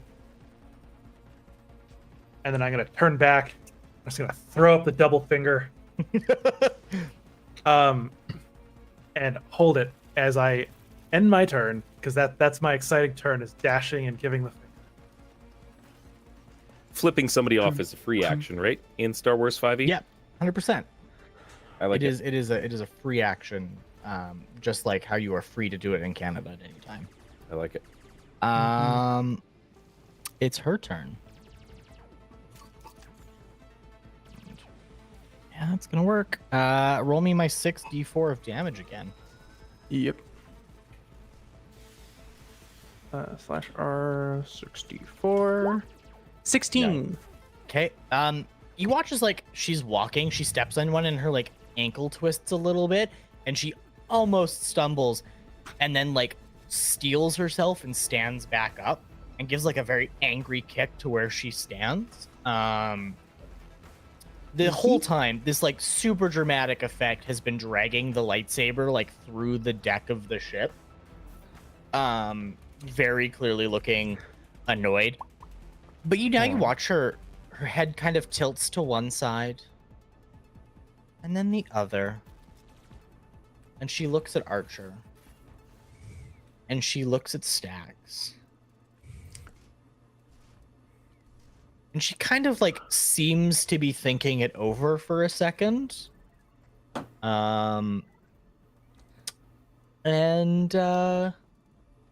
She's gonna take a lightsaber attack at you, Stacks. For sure. So it's basically she just throws one of her lightsabers at you to hit. And that is a 0. It does a 23 hit. Oh yeah, 23 will hit. Yeah. Good. Yeah, so she hits you, the lightsaber bounces into you, and that is going to be 23 points of energy damage. Okay. So that is 22 after, no, Hold on, 23. Reminder, you had an extra 5 18. hit points. Yep. Jesus Christ.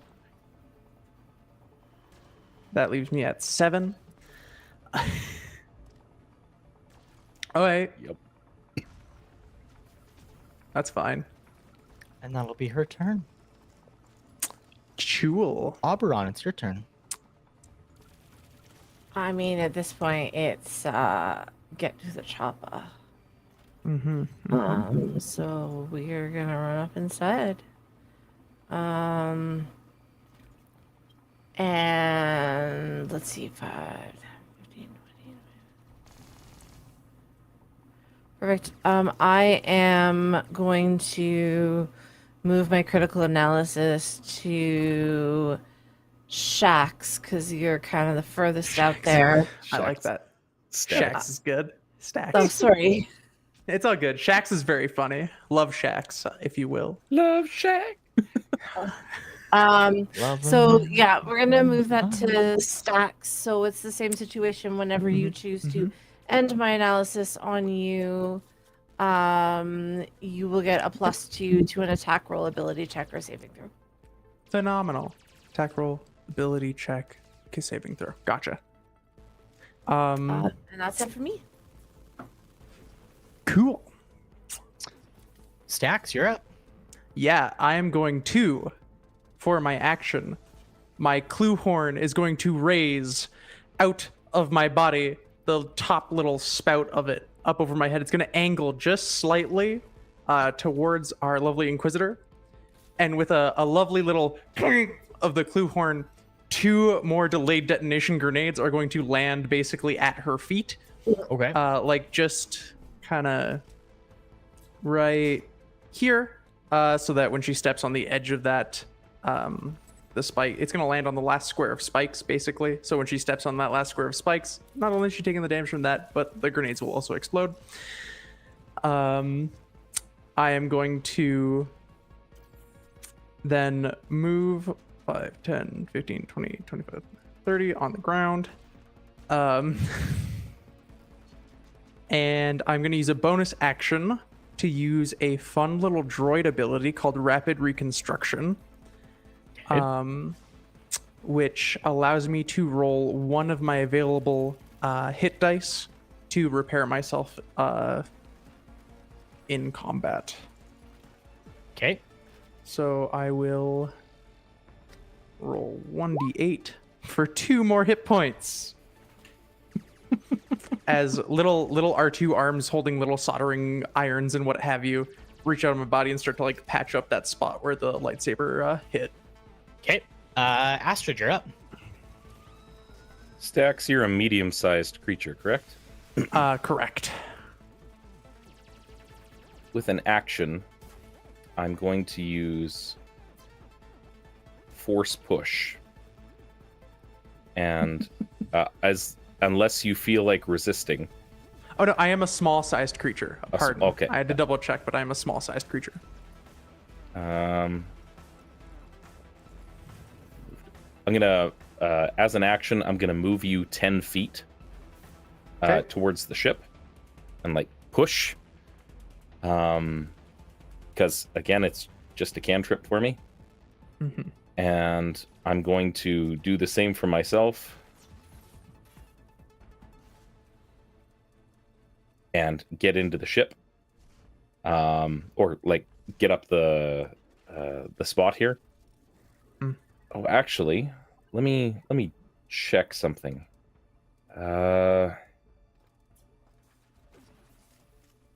Choose a second target within range. Oh, so this is worded differently than Twin Spell, David, because we're playing 5e. Yeah. I have twinned power.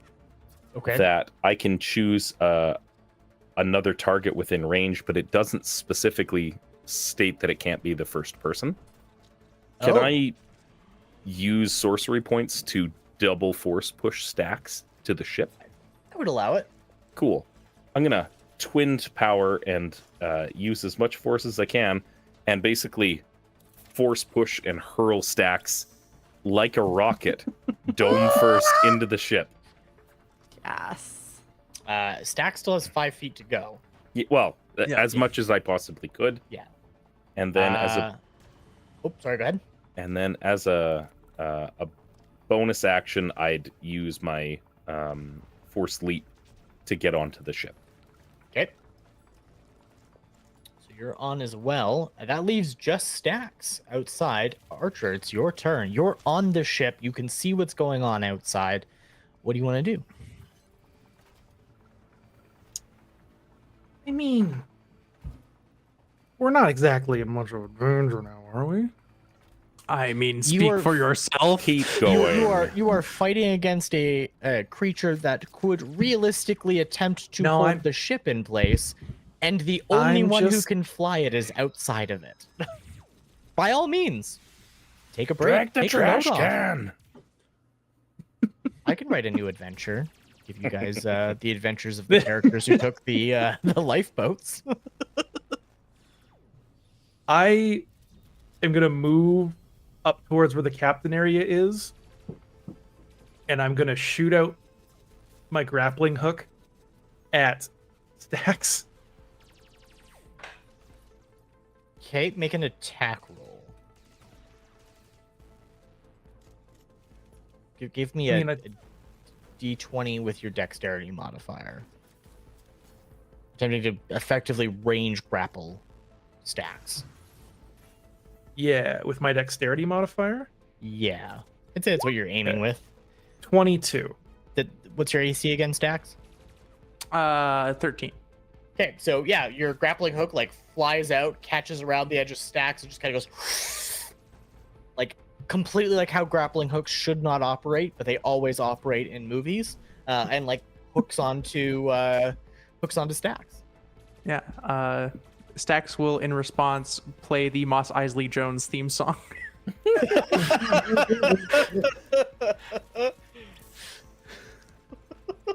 So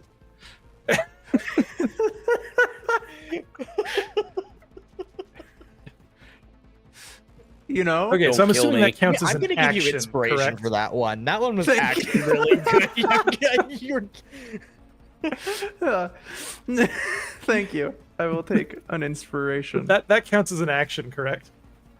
yeah, I would let you like have a bonus action to try to pull Stacks in.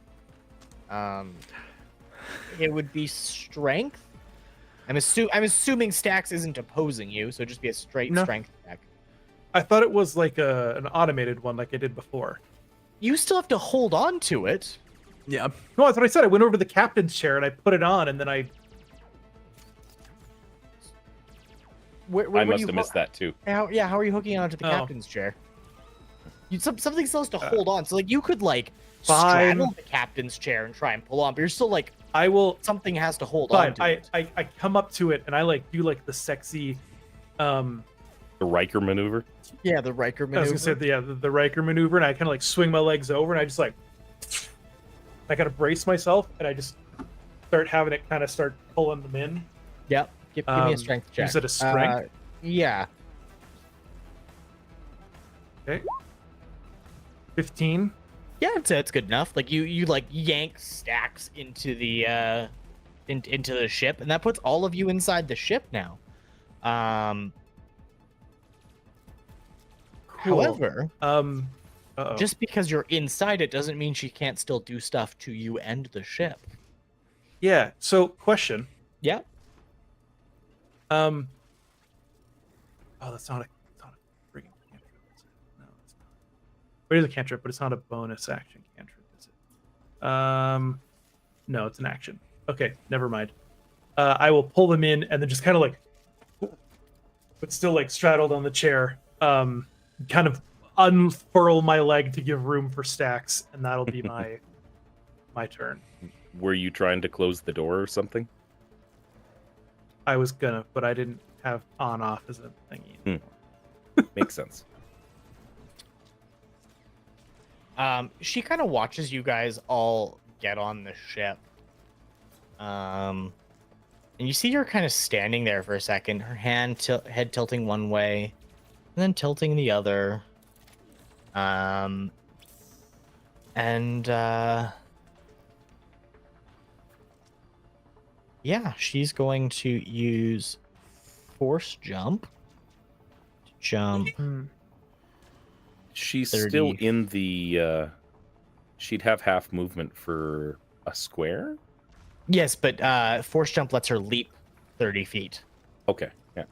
Horizontally or vertically? How high off the ground is she going here? It's like she's like jumping forward to a space Yeah. that's unoccupied. Okay. I'm just wondering if she's going to be 5 feet above the detonators, or if she's going to be above that. It'd be an Oh arc. yeah. It'd be kind of like an arc that she does. I'll give you an over under. We'll roll a d2 as it were. Evens or odds? Give me odds. That's evens. So yeah, she Unfortunate. just manages to miss it. Then doesn't- when she like flies over it, they'll explode anyway, and it will just Yeah. look really cool. So she lands and she's got that kind of like slump forward and like stands up as the explosion goes off and her like cloak Yeah. billows out kind of around her for a second. And then yeah, Stax will play the like oh gosh, what is it from? The like Oh, from CSI. Every yeah, Jerry the Bruckheimer. CSI ever. Yeah. yeah. It's the Who. Thanks. And then that will be her actions, which puts us back.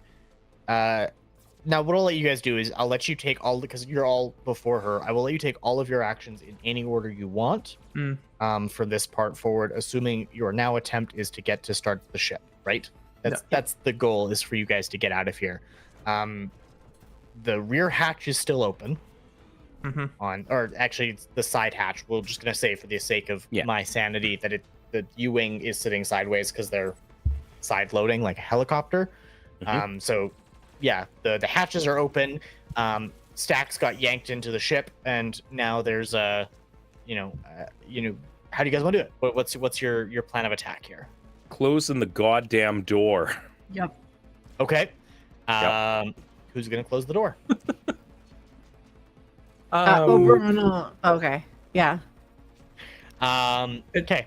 As that door closes, how does it close up or does it close down? They kind of go like. Cool. I'm gonna follow with it as it gets slower. So as the smaller. door's going, you're just like Yes. over to the side the entire time. Beautiful. I'm here for it. I'm here for that level of spite. Hey, you're in a sealed vessel. Stacks, get us out of here, buddy. Yeah, Stax is going to start just like blasting like cool electro bops while plugging into the ship, and just like spinning and getting the engines going and like getting the ship off the ground as quick as possible. Okay. Yeah. Roll me a piloting check. For sure. Actually, roll me a technology check first.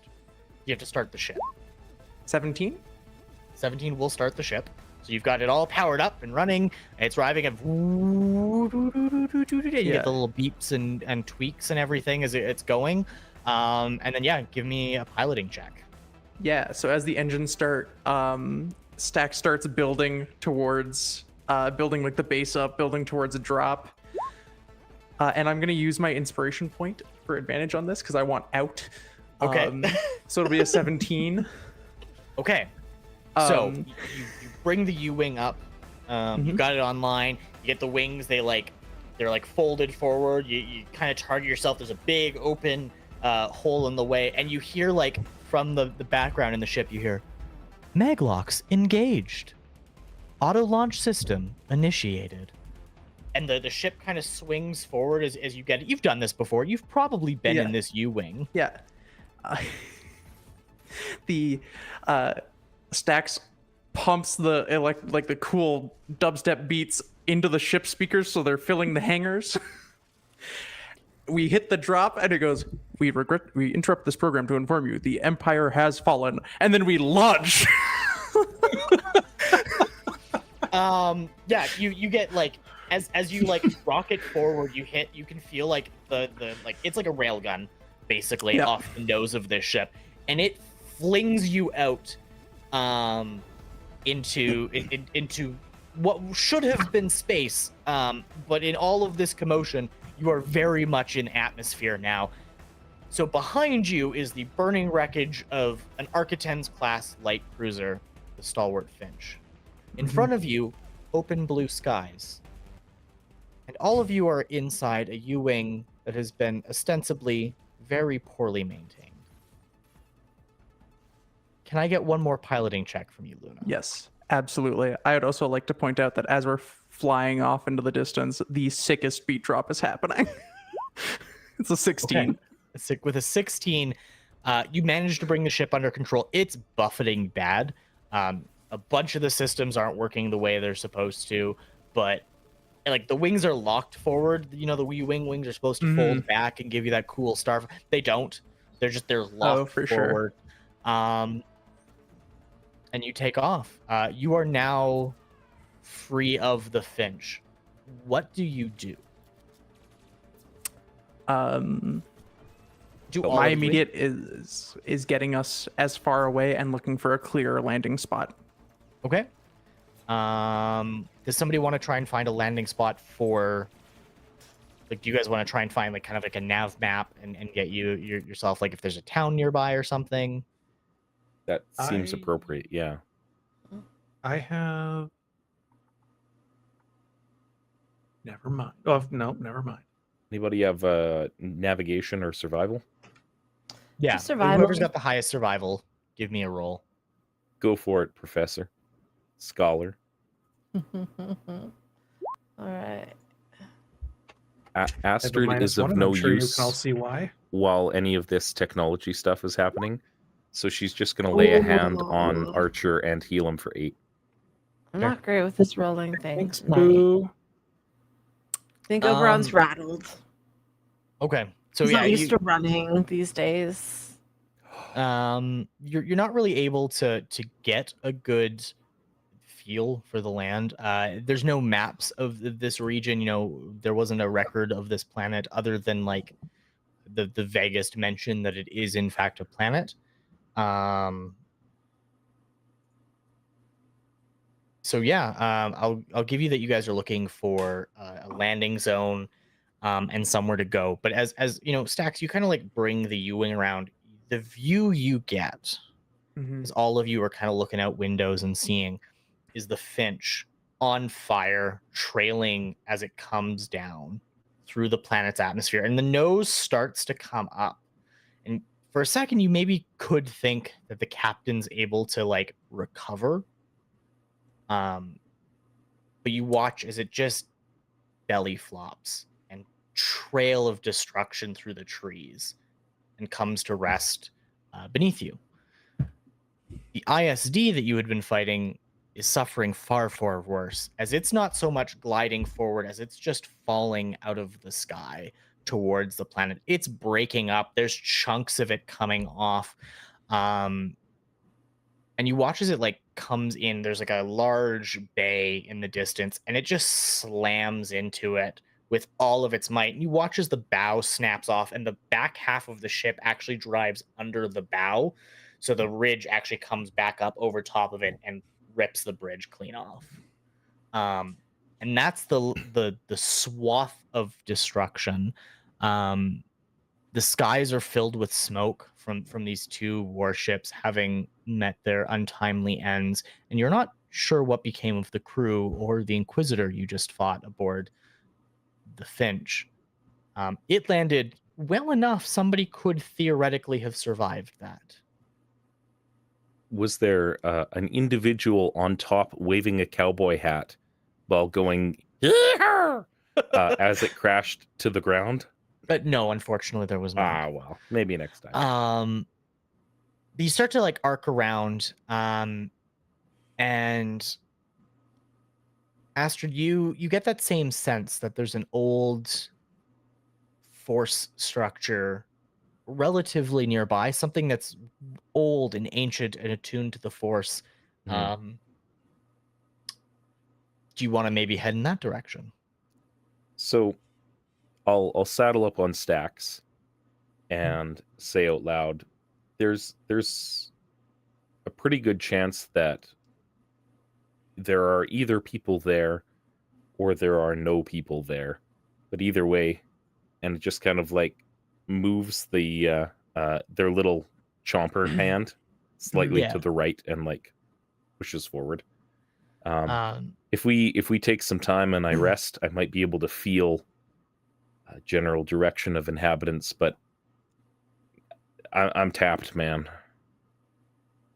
As you cruise along, Stacks, you find yourself meandering aimlessly, fuel getting low, following the waving direction of Of a blind Astrid. person. Yeah, following the force. It's a weird Yeah. sensation for you, having driven a tour bus and knowing like it's almost like you're sitting there and the stoned like bass guitarist is trying to be like, Yeah. oh man, there was There definitely like there was a There was a galactic taco rest stand stop. that way, just like That oh. way. Yeah. When Astrid's like, best hey, taco. there's possibly a place to land over there. Stax just like puts another audio clip on, and it's one of the battle droid like Roger, but it's obviously easily been cut. It's obviously been cut out of like an EDM song where it's been like looped over and over again as a beat. Beautiful. You come across a small town. There's what one might call a spaceport, as in there's a field somebody has cleared, and there are a couple of ragged old starships landed there, and a general area, and it's close enough. And as you have flown this U-wing for long enough, you've realized that it's in really bad shape. Yeah. It has been salvaged for parts, so it probably wasn't intended to run this long and has been the only thing keeping those two ETA class fighters in the air. But you're able to safely touch down, and as you land, it even kind of goes